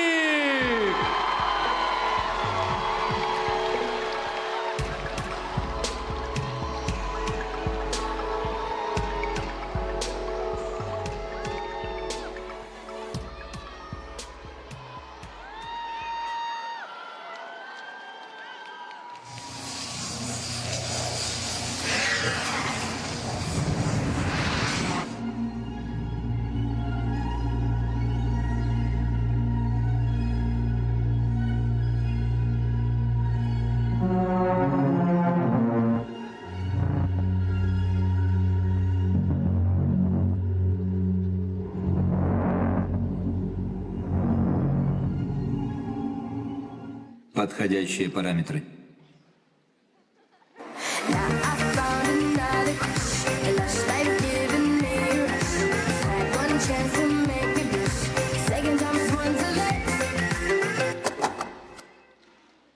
Мне нужна ваша одежда, ботинки и мотоцикл.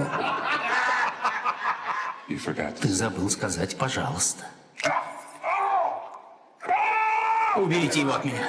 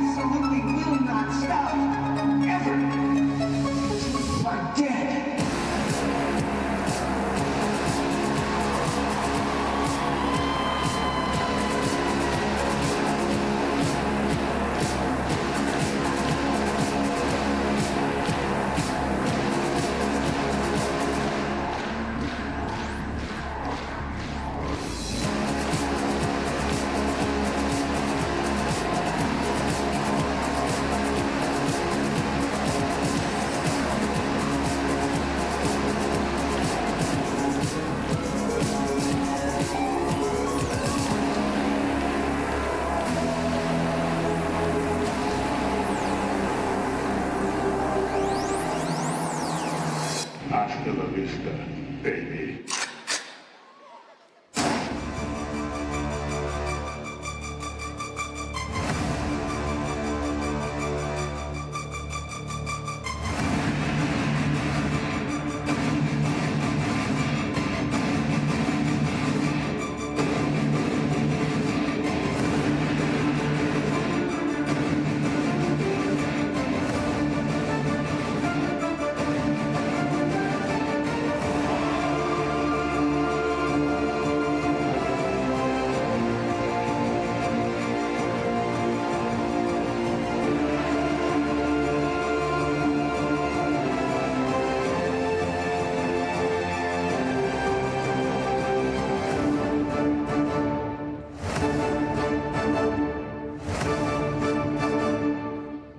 I'll be back.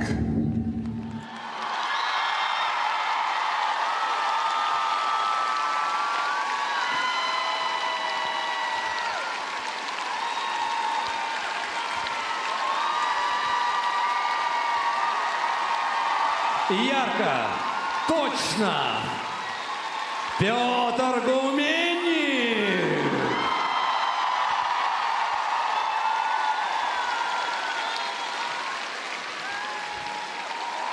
Мы видим по реакции зала, что это удачный выбор блокбастера. Многие сейчас задаются вопросом, освоили ли у Петра пресс или все же это костюм. Но если присмотреться, ответ очевиден. Конечно же, свой.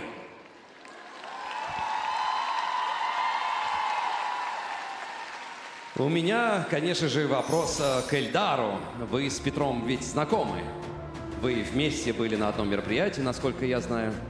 Да, у нас сложился дуэт. И как? Рассказывайте. В Москве как-то недавно на концерте у Игоря Яковлевича Крутого мне посчастливилось исполнить несколько произведений Игоря Яковлевича, где Петр как раз и выступал на одном из произведений. И я когда пел, я волновался за Петра, потому что я смотрел на него, я им восхищался, я им волновался. Знаете, я не думал про текст, про себя, как мне нужно спеть. Я был весь в Петре. Петр, спасибо тебе за твое выступление на Олимпиаде. Ты покорил весь мир. Ты еще раз сказал, что Россия – это лучшая страна. Это страна, которая производит невероятные таланты в фигурном катании. Невероятная страна, которая полна талантами как в искусстве, так и в спорте.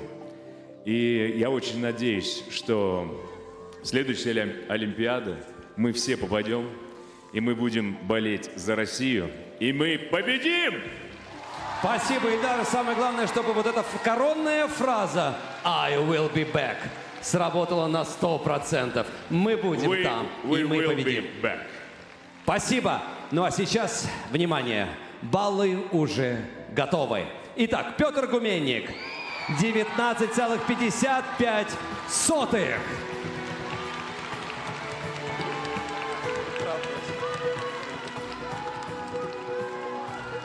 А сейчас мы приглашаем на лед Евгению Тарасову и Владимира Морозова.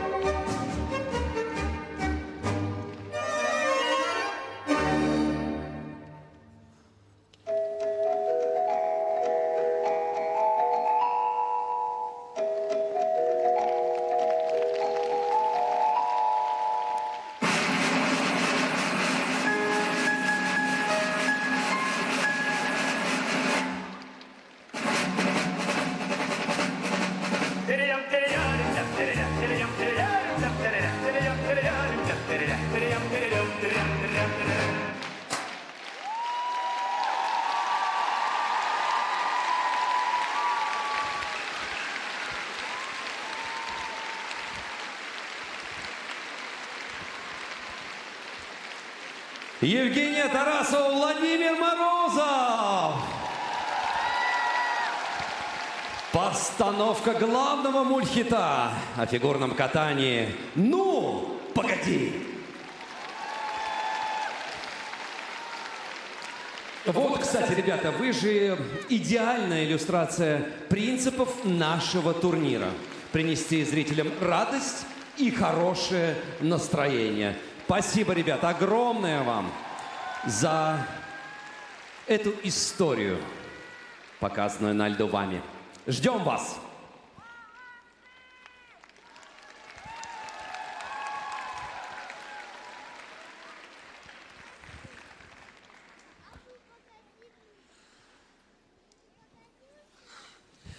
Ну что ж, друзья, у меня для вас есть такая небольшая предыстория. Сейчас расскажу. Она правда заинтересует вас. Я вижу, как вы заинтригованы. А я умею держать интригу.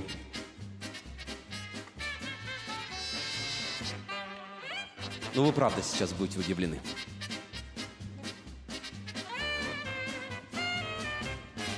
Я вижу, как ребята, им не терпится узнать, о чем же я буду вещать. А я буду.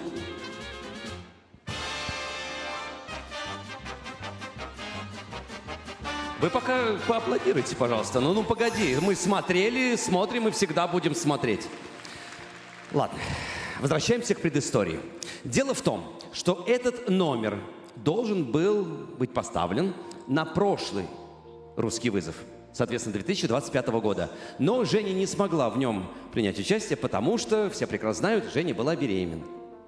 Родилась дочка. Вов, хорошо, что в этом году у тебя была возможность поучаствовать в «Русском вызове». Он какой-то счастливый все же. У меня кое-что для тебя есть. Небольшой сувенир. Это, кстати, небольшой подарок от Марии, твоей супруги. Есть догадки? Я думаю, сейчас и без слов все понятно, и пришло время поздравить! Именно в этом костюме и хочется принимать вот такие новости. Поздравляем, Вов! Ты станешь отцом.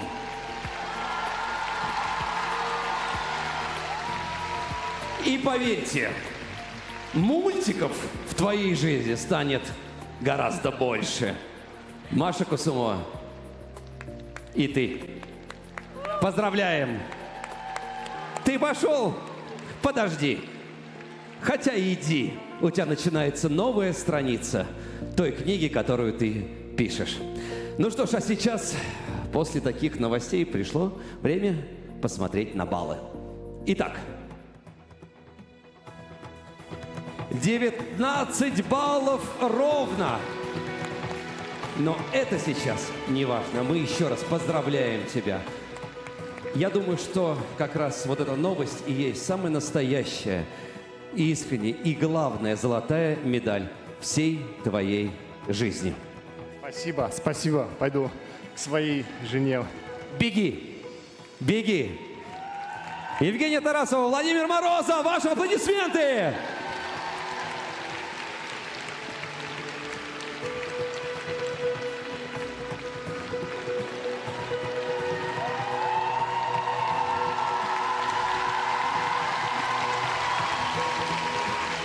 Русский вызов.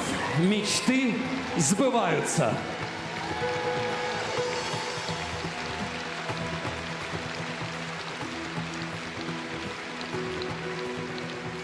Ну а сейчас на лед приглашается Аделина Соколова. Сотникова.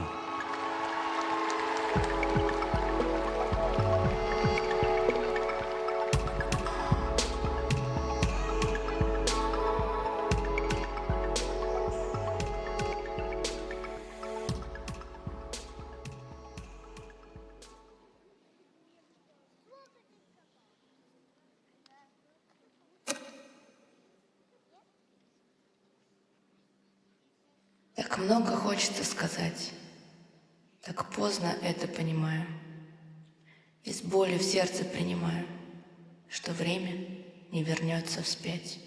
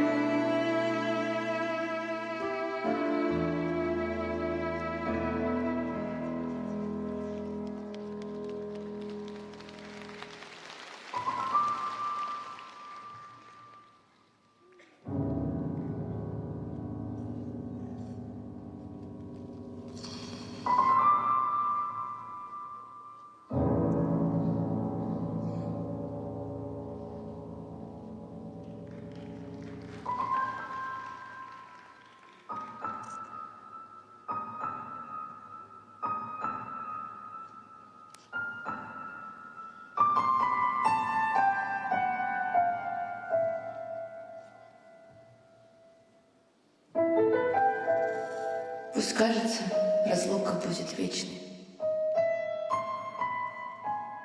Но этим мою веру не сломать. Я постараюсь путь свой на земле пройти достойно, чтобы с тобою встретиться опять.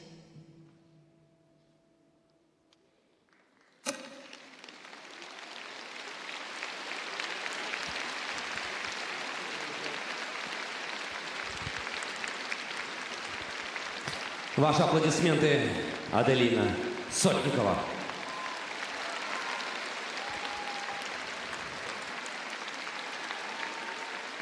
Прекрасный, элегантный номер в исполнении Аделины Сотниковой.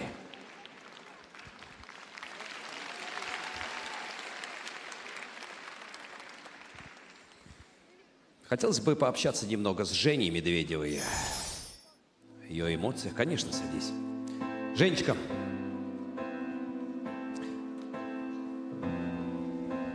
Как мне кажется, сейчас на льду мы увидели глубоко личную историю.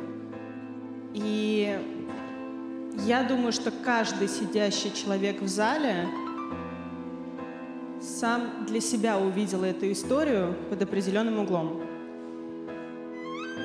Я хочу выразить огромную благодарность Аделине за ее возможность и за ее талант катанием и своими эмоциями доводить людей до тех эмоций, которые были заложены в музыке.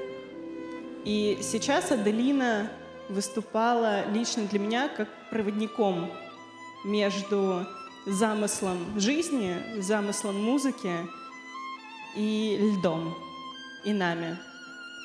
И это явно глубоко личная история, и пускай она остается такой же, но послевкусие у меня останется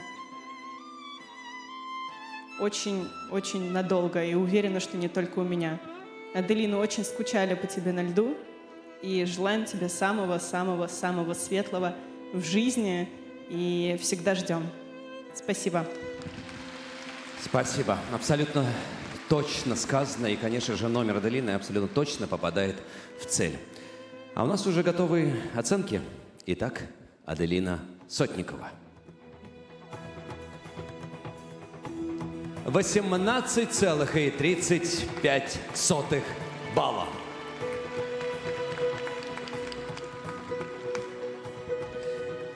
На лед приглашаются Василиса Кагановская и Максим Некрасов.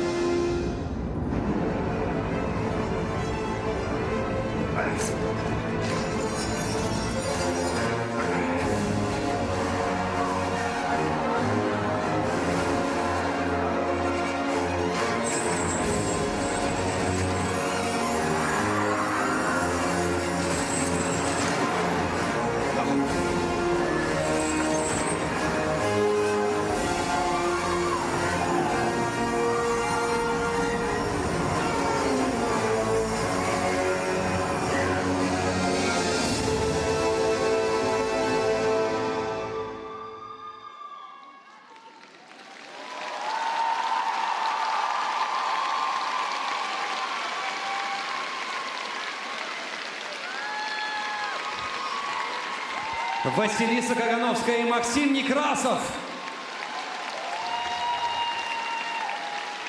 Ну а также «Горящая роза» как символ ощущения от этого номера. Потому что призрак оперы всегда звучит мощно, пронзительно. И, конечно, всегда нужны детали. А здесь и живой огонь, и цветовая гамма, и грим. Все работает для ребят.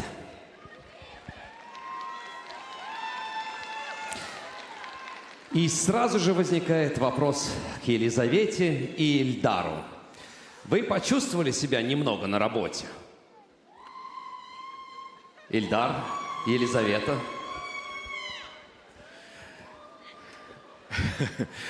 Публика, дорогие наши, спасибо вам огромное за поддержку. Это потрясающе. Слышать ваши голоса и ваши аплодисменты. Давайте еще поддержим.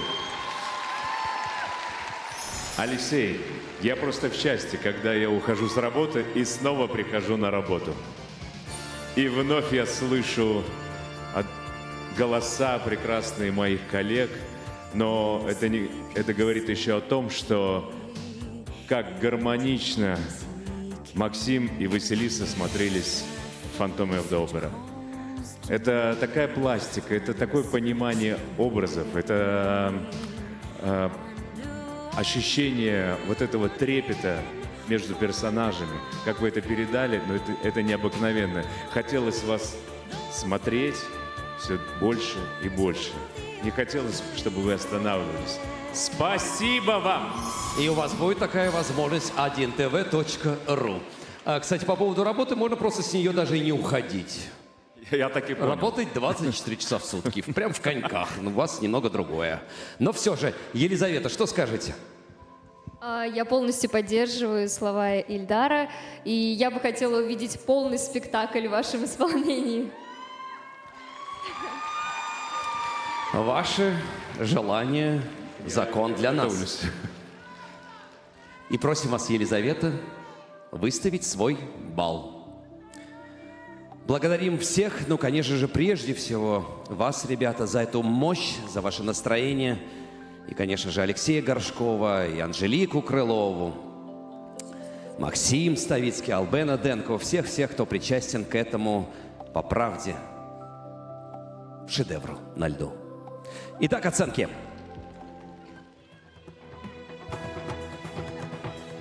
$18,90.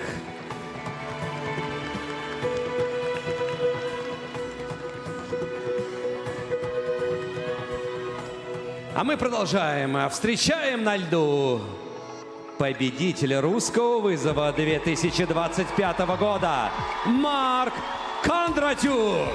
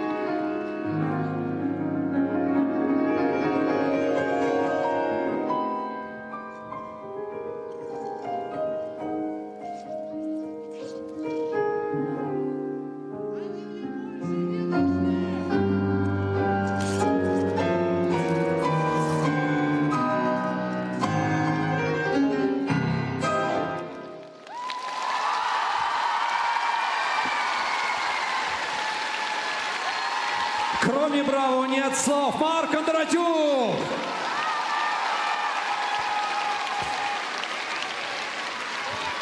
Ну что ж, мне кажется, абсолютно комфортно было сейчас Марку Кондратюку в этом образе одержимого успехом фигуриста, музыканта.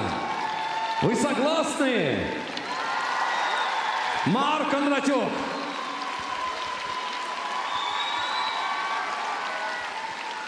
Невероятная харизма, и, конечно же, всегда на лидирующей позиции выходит та энергетика, которая присуща всегда Марку Кондратюку. Я заметил, как очарованы были твоим танцем члены жюри. У меня прежде всего вопрос к тебе. Ты тренируешься всегда вот до последних сил или все-таки можешь сделать себе паузу в работе? Я нахожу даже чуть больше сил. Иногда беру силы в кредит. Потом на пенсии отдохну. Я тебе расскажу, как там на пенсии. Кстати, говоря о пенсии, слава богу, ушел и больше теперь не участник русского вызова, а то после таких номеров. Да, возвращаюсь. Антон, что скажешь? Драйв. Ух. Ну, во-первых, такой номер очень тяжело катать. Марк, это классная работа. И много фишек разных, подпрыжки необычные. Это все ты изобрел, отучил, это здорово. Ну и вообще он такой цельный получился, с мыслью номер. И мне думается, это то, о чем этот проект. Спасибо. Правда, удивительно было слышать именно слова Илья Вербуха «уволен». Но я вообще внимательно слежу за нашими членами жюри. И действительно, все получили удовольствие от твоего номера. Но это больше, чем номер. Ну что ж, мы готовы сейчас уже увидеть и услышать тебя. Просто хотел спасибо сказать всему юбилейному. Это был замечательный сезон спортивный. Спасибо, что смотрите фигурное катание, что любите фигурное катание. И я рад завершить этот сезон здесь, сейчас. Спасибо большое. И это определенно эффектное завершение сезона, но все находящиеся здесь сейчас зрители и по ту сторону экрана, они как раз любят фигурное катание из таких спортсменов, как ты. Ну а сейчас возвращаемся к сути турнира. Интересно посмотреть на оценки жюри. 19,30.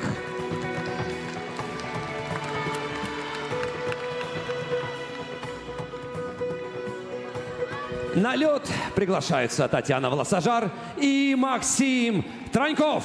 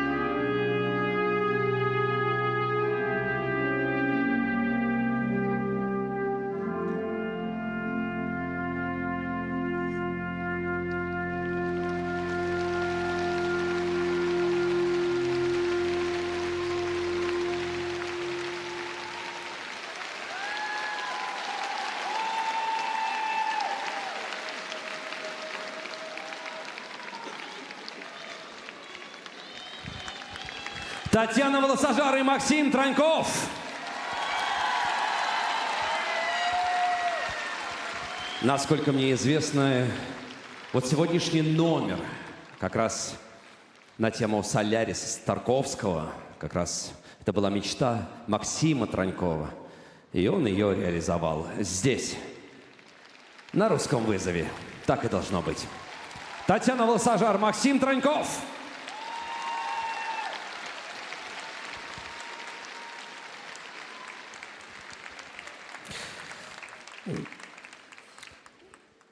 Екатерина Климо, вот здесь потребовалось в этом танце, в этой истории недюжинная доля актерских способностей.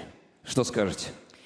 Я в восхищении. Это блистательный номер. Татьяна, Максим, вы настолько гармоничны. У нас называется это «Петелька-крючочек». И вы мастера своего дела. Это видно, как вы наслаждаетесь дуэтом своим, как вы наслаждаетесь материалом, который вы взяли. Вы уже знаете, о чем вы танцуете и играете. Это передается зрителям. Я получила колоссальное удовольствие, глядя на вас. Вы просто блистательные актеры, спортсмены. Спасибо вам. Этот номер — подтверждение того, что вот действительно ради таких номеров, да, делается наше шоу, потому что мы переполнены эмоциями. Спасибо. Спасибо. Не забудьте поставить свою оценку. Ну, ребята, я знаю, что вас связывает одна история с одним из членов жюри. Алена Ахмадуллина. Вы шили платье на вашу свадьбу. Получается, до этого мы оценивали вашу работу, а теперь вы оцениваете нашу. Как вам? Ребят, ну как, вы довольны свадебным платьем? Мы вложили всю душу. До сих пор носим, да. Я до сих пор с удовольствием по вечерам снимаю ваше платье, Татьяна. Спасибо. Спасибо. Мне нравится формат «Русского вызова». Семейный турнир на билетах 0+. И самое главное – искренность. Вот что поражает. Спасибо. Достойно. Ну, а сейчас оценки.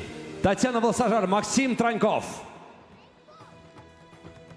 19,45 балла.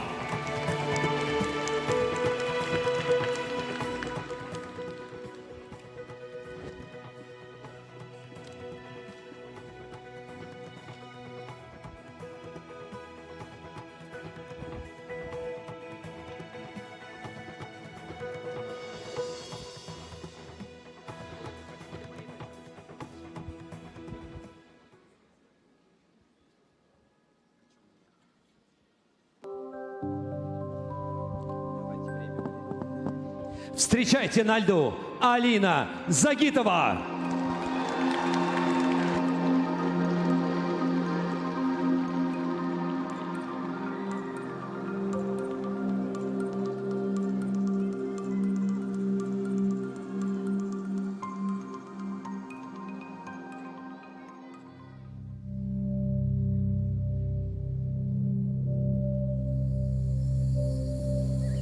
Али, дали, хитер,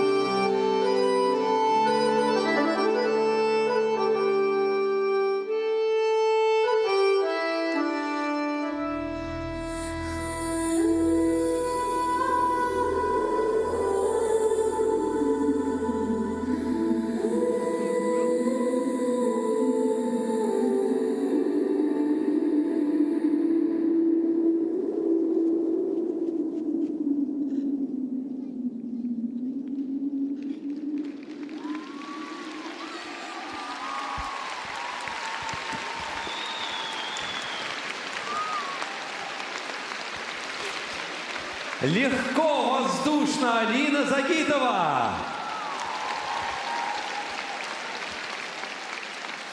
В Петербурге уже вечер, и, конечно, логично завершать наш турнир колыбельный.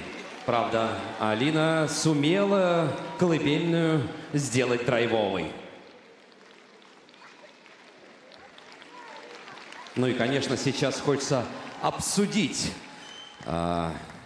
мнение членов жюри, услышать это мнение. И конкретно со специалистом по фолку. Пелагея. Да, мне очень понравилось. Просто как птичка.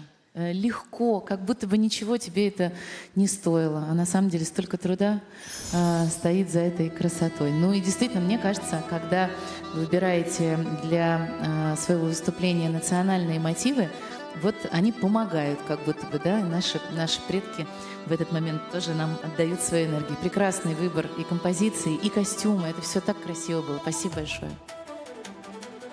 Спасибо.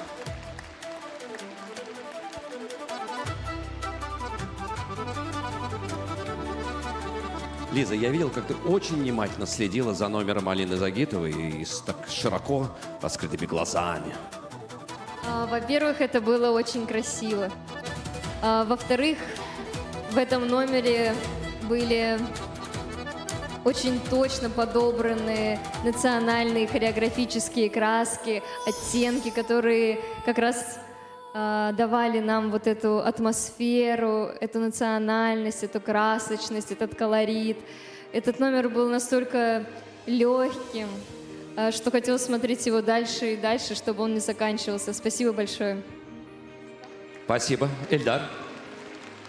Алиночка, ну вы показали все краски народного татарского народного фольклора. Спасибо вам огромнейшее. И отдельно хочу поблагодарить моего друга Айдара Гайнуллина за эту прекрасную аранжировку. Это было, фантастически. И знаете, вы, музыка, это все мне очень родное. Я сам на этом вырос. У меня было ощущение, что я вот был в той колыбели, которую вот вы раскачивали. И вот эти эмоции, они, конечно, вошли для меня, прям до глубины моей души и затронули струну моего сердца. Спасибо, Алиночка, спасибо вам большое. Рахмат! Самому захотелось избежать суеты мегаполисов, сбежать куда-нибудь в деревеньку и отдохнуть от всего и от всех. Наверное, так и сделаю после нашего турнира. Алина, давай вместе посмотрим. А можно я сначала подарю подарки? Пожалуйста. Так. Татарское гостеприимство. Чук-чук. Уп.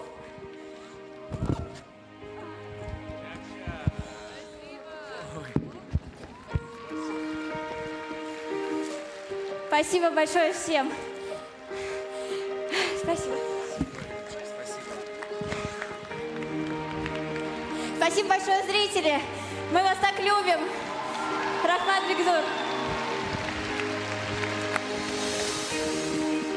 Ну, а сейчас посмотрим. Благодаря Чак-Чаку получим мы более высокие баллы или нет. Итак, Алина Загитова, 19 баллов ровно. Остается буквально 2 минуты перед тем, как мы закроем зрительское голосование. Поэтому используйте свой шанс повлиять на результаты. Это очень важно. Я вновь напоминаю, что каждый зритель, который сейчас находится во Дворце спорта «Юбилейный», имеет возможность сделать свой выбор наравне с профессионалами в жюри. И еще один подарок для всех. Для русского вызова. Это будет очередной показательный номер. Встречайте, хореограф и танцовщик Ильдар Гайнудинов! Внимание! Это номер «Не на льду». Встречайте!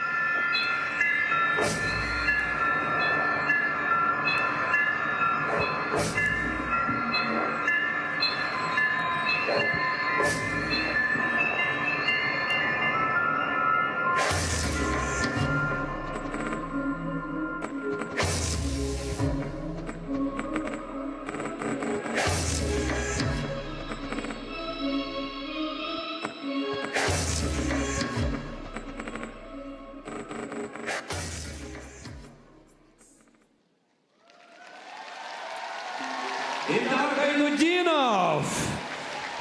Сверхтанец у человека, который имеет сверхвозможности. Ильдар, не убегай, прошу тебя. Нам просто хочется узнать, наравне с участниками турнира, каково это без коньков? Ну, я-то кайфую на самом деле. А тебя хотелось бы услышать. Ой, я очень люблю фигурное катание. Конечно, мне хотелось бы попробовать, но пока такие риски я на себя взять не могу. Поэтому делаю максимум того, что я могу здесь. Вот. Но, судя по всему, ты просто набираешь материал определенный для того, чтобы с этим материалом впоследствии выйти на лед, правильно? Да, но, конечно, можно попробовать на льду это сделать. Не знаю, мне кажется, я упаду. Если сейчас... Тебе не кажется? Да. Лед скользкий. Да. Хотя в замше можно попробовать. Я не знаю, мне кажется, рисковать не буду. Потом. В другой раз. А сегодня, скажи, ты следил за теми, кто выходил на лед? Есть любимчики? Честно говоря, я так был сосредоточен чуть-чуть сегодня на себе. Я в зале репетировал, проходил, грелся, поэтому я пока потом посмотрю все, что здесь было. Вот, интересно. Ты можешь посмотреть легко на 1tv.ru, и тем более у тебя есть Женечка Медведева, которая тебе в подробностях все объяснит, как и что. Да. Спасибо. Мега круто. Спасибо. Ну что ж, а пока мы ждем оценки, давайте пообщаемся с Антоном Сихорулидзе о его общих впечатлениях о том, что сегодня происходило здесь, во Дворце спорта «Юбилейный». Еще раз добрый вечер, друзья.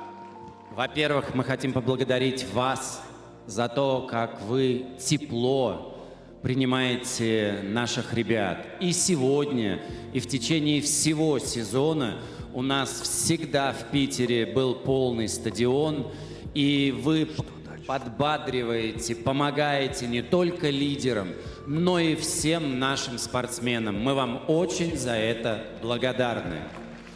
Ну, а если говорить о нашем турнире, то, наверное, нужно уделить внимание еще одной тонкости. Такой турнир шоу-программ проводится только в одной стране мира. У нас, в России. И мне интересно ваше мнение. Вам понравилось? Да. На следующий год будем делать? Да. Отлично. И нам тоже это все нравится. Я уверен, и нашим ребятам приятно выступать на этом турнире. И, кстати, это заключительный турнир в этом спортивном сезоне. Поэтому давайте поздравим наших ребят и пожелаем им уже успехов в следующем сезоне. Антон, наш ответ ты услышал, мы готовы. А вы будете проводить «Русский вызов» на следующий год? Мы, как вы. Если вы сказали «да», значит, мы все сделаем.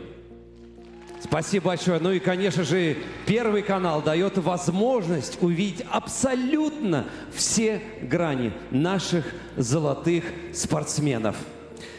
И хочется, конечно, задать вопрос Ильдару. Как вам? Ваши впечатления? Не замерзли ли? Нет, точно не замерз, наоборот. Я сижу, и мне, на самом деле, очень тепло, очень даже горячо. И я хочу поблагодарить за приглашение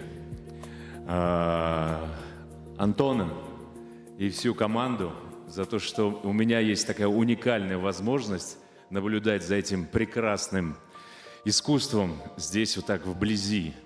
Спасибо всем участникам, это было невероятное, я бы даже не сказал шоу, это был какой-то театр невероятный. Спасибо за ваше искусство, спасибо то, что вы есть у нас. Вам низкий поклон. Спасибо. И спасибо вам большое. Спасибо. Мы благодарим всех, конечно же, спортсменов за эмоции, за этот праздник спорта, праздник искусства и, конечно, за то удовольствие, которое вы доставили своими яркими программами. Остается лишь одно – узнать имя победителя и имена тех, за кого активнее всего давали голоса, треть силы нашего жюри. Деятели искусств, фигуристы и болельщики в юбилейном. Т-банк, которому доверяют более 55 миллионов человек по всей стране, восхищается своими клиентами и всеми участниками соревнований. Всем, кто проявил себя на этом льду, Т-банк желает не останавливаться на достигнутом и двигаться только вперед. Ну а начнем мы с результатов, которые мы получали от жюри. Итак, внимание, тройка лидеров.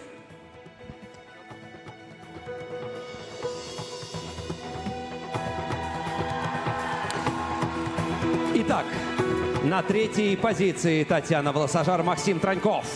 На второй Петр Гуменник. И на первой позиции Виктория Синицына и Никита Коцалапов.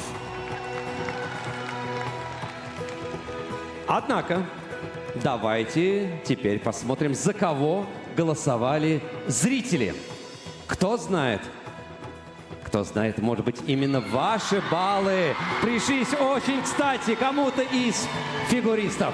И зрители сделали свой выбор. На третьей позиции Виктория Синицына, Никита Коцалапов. На второй позиции Анастасия Мишина, Александр Галямов. И на первой Петр Гуменник.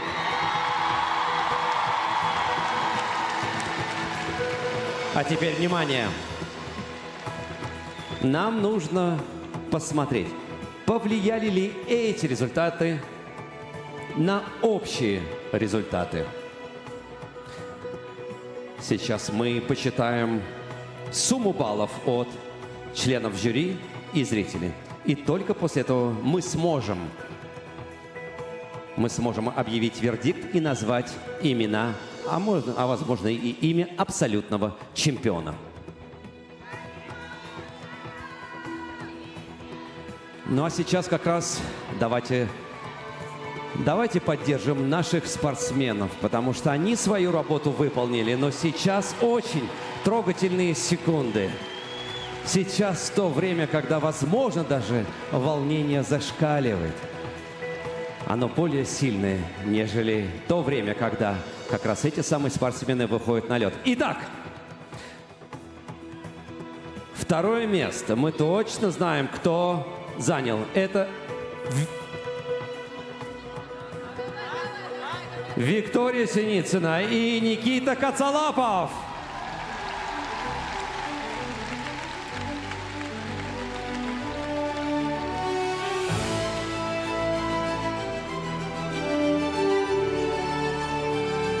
И на первом месте дайте шуму юбилейный!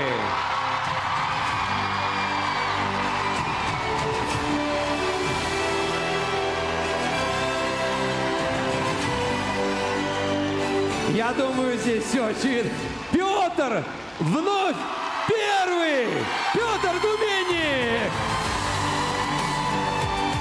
Петр становится победителем русского вызова 2026 года. I will be back. И это сработало. Но мы еще не назвали тех, кто на третьем месте. Анастасия Мишина и Александр Галямов. Поздравляем всех призеров, поздравляем всех победителей данного русского вызова сезона 2026. Пьедестал победителей сформирован, но это далеко еще не финал нашего сегодняшнего вечера. Русский вызов, кроме баллов, еще, как вы понимаете, эмоциональный турнир.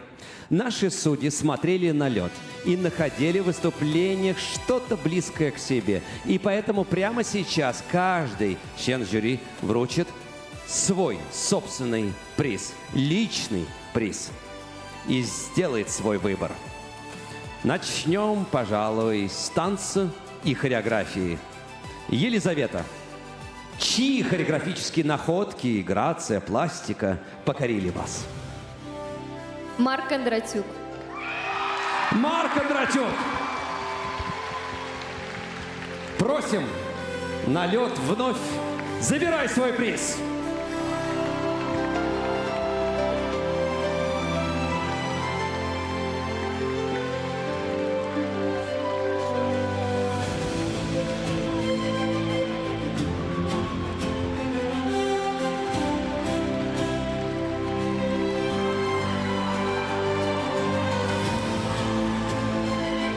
Переходим к стилю и визуальной эстетике. Потому что на нашем турнире костюм – это тоже в какой-то степени искусство. Специальный приз вручает Алена Ахмадулина. Александра Степанова и Иван Букин.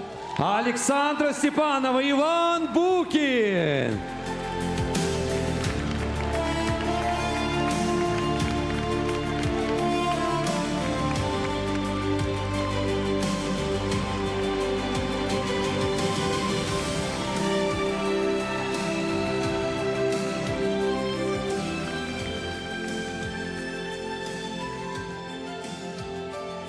Мы движемся дальше. Номинация за кинематографичность и актерскую работу на льду.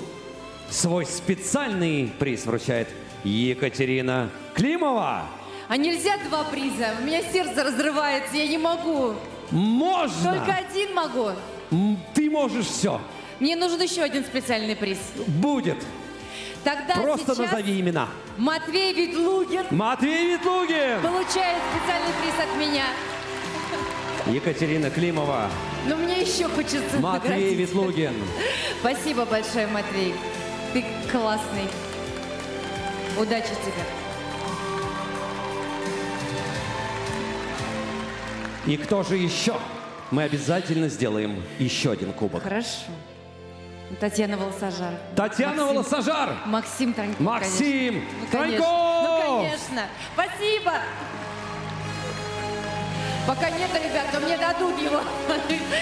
У меня его пока нет. Спасибо. Екатерина, вы не беспокойтесь. Максим Траньков также работает на Первом канале, так что все будет. И самое главное, конечно, те эмоции от выступления наших фигуристов. Это основа русского вызова. Пелагея, предлагаю наградить фигуриста самым ярким и органичным, на твой взгляд, музыкальным С удовольствием. сопровождением. Если можно, я хотела бы буквально 4 строчки спеть, в которых, мне кажется, заключены те слова, которые мы бы хотели всей страной сказать всем нашим спортсменам. Можно на секундочку тишину, если можно?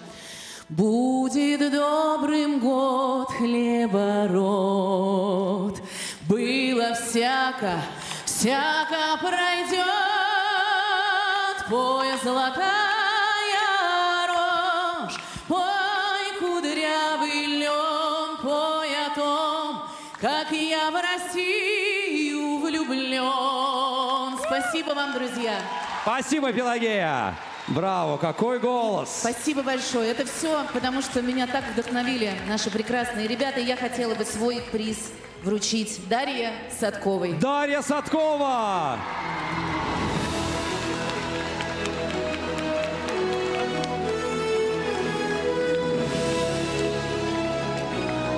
Специальный приз от Пелагеи получает Дарья Садкова.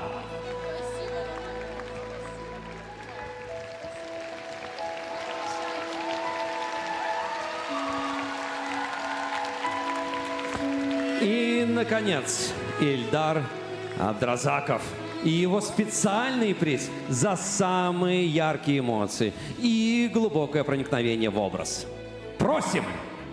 Ну, раз уж пошла такая тема, можно... Сколько кубков еще делать дополнительно? Да всем я бы раздал. Можно музыку выключить? Ой, балабалам, ой, балабалам, ой, да на комаша. Ой, балабалам, ой, балабалам, ой, да на комаша. Биграк матуре шетена, санду ашлар тауаша.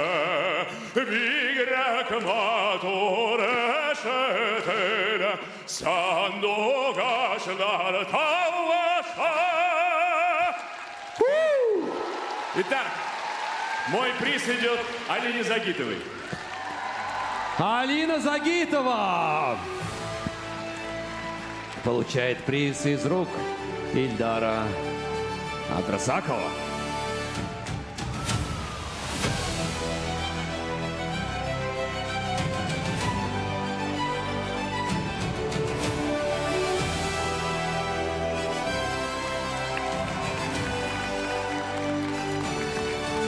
Ну а для следующего действия я хочу пригласить президента Федерации фигурного катания на коньках России Антона Сихарулидзе для очень важной миссии.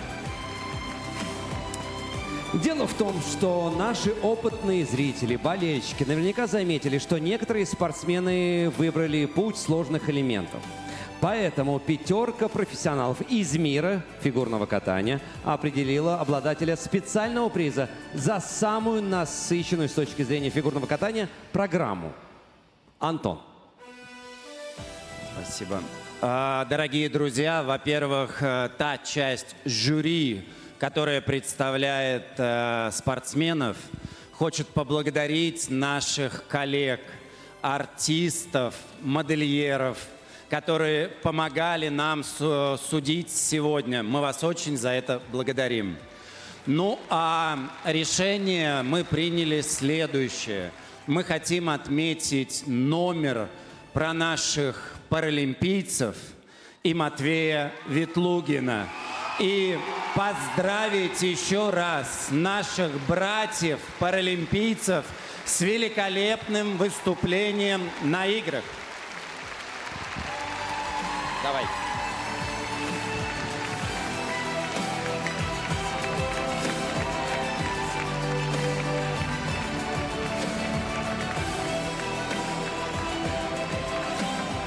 Антон, ты куда? Теперь же тройка победителей. Одну секунду. Давайте так. У Матвея 2 приза.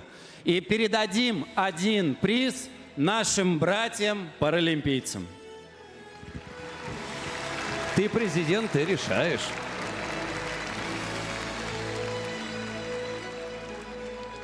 Антон, а ты куда ушел? Вы всегда уходите после того, как принято решение? Но впереди же новая страница нашей жизни, не так ли? Так ли? Давай вместе будем награждать тройку победителей. Итак, бронзовая награда. Бронза нашего русского вызова. Анастасия Мишина, Александр Галямов.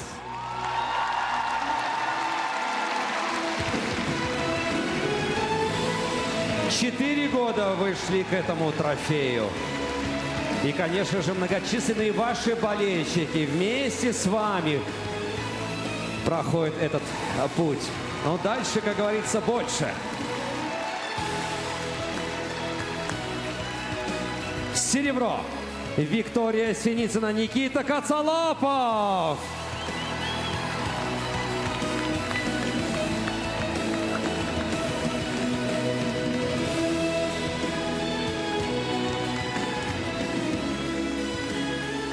Мы вас поздравляем. Конечно же, любовь в сердечке абсолютно всем.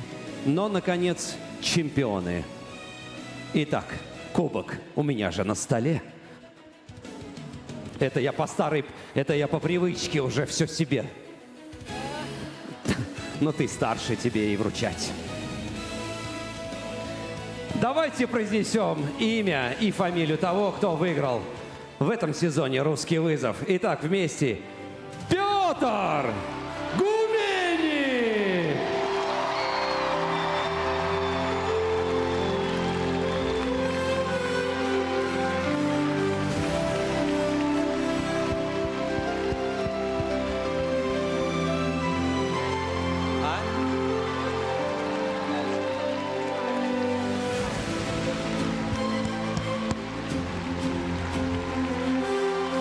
А кроме того, награды ждут лучших спортсменов из разных дисциплин.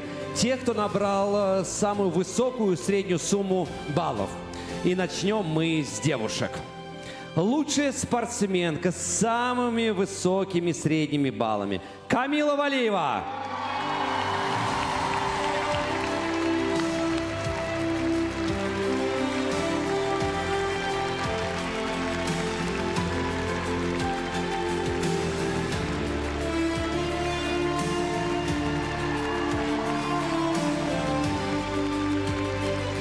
В дисциплине спортивные пары самыми результативными стали Анастасия Мишина, Александр Галямов.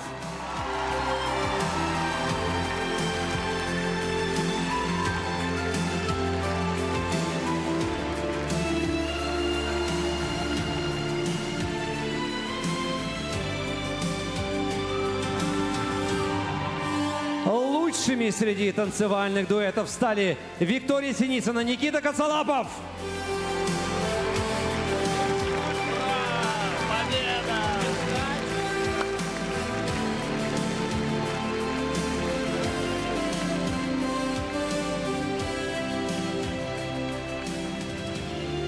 Ну и в одиночном катании среди мужчин на первом месте опять он, Петр Первый.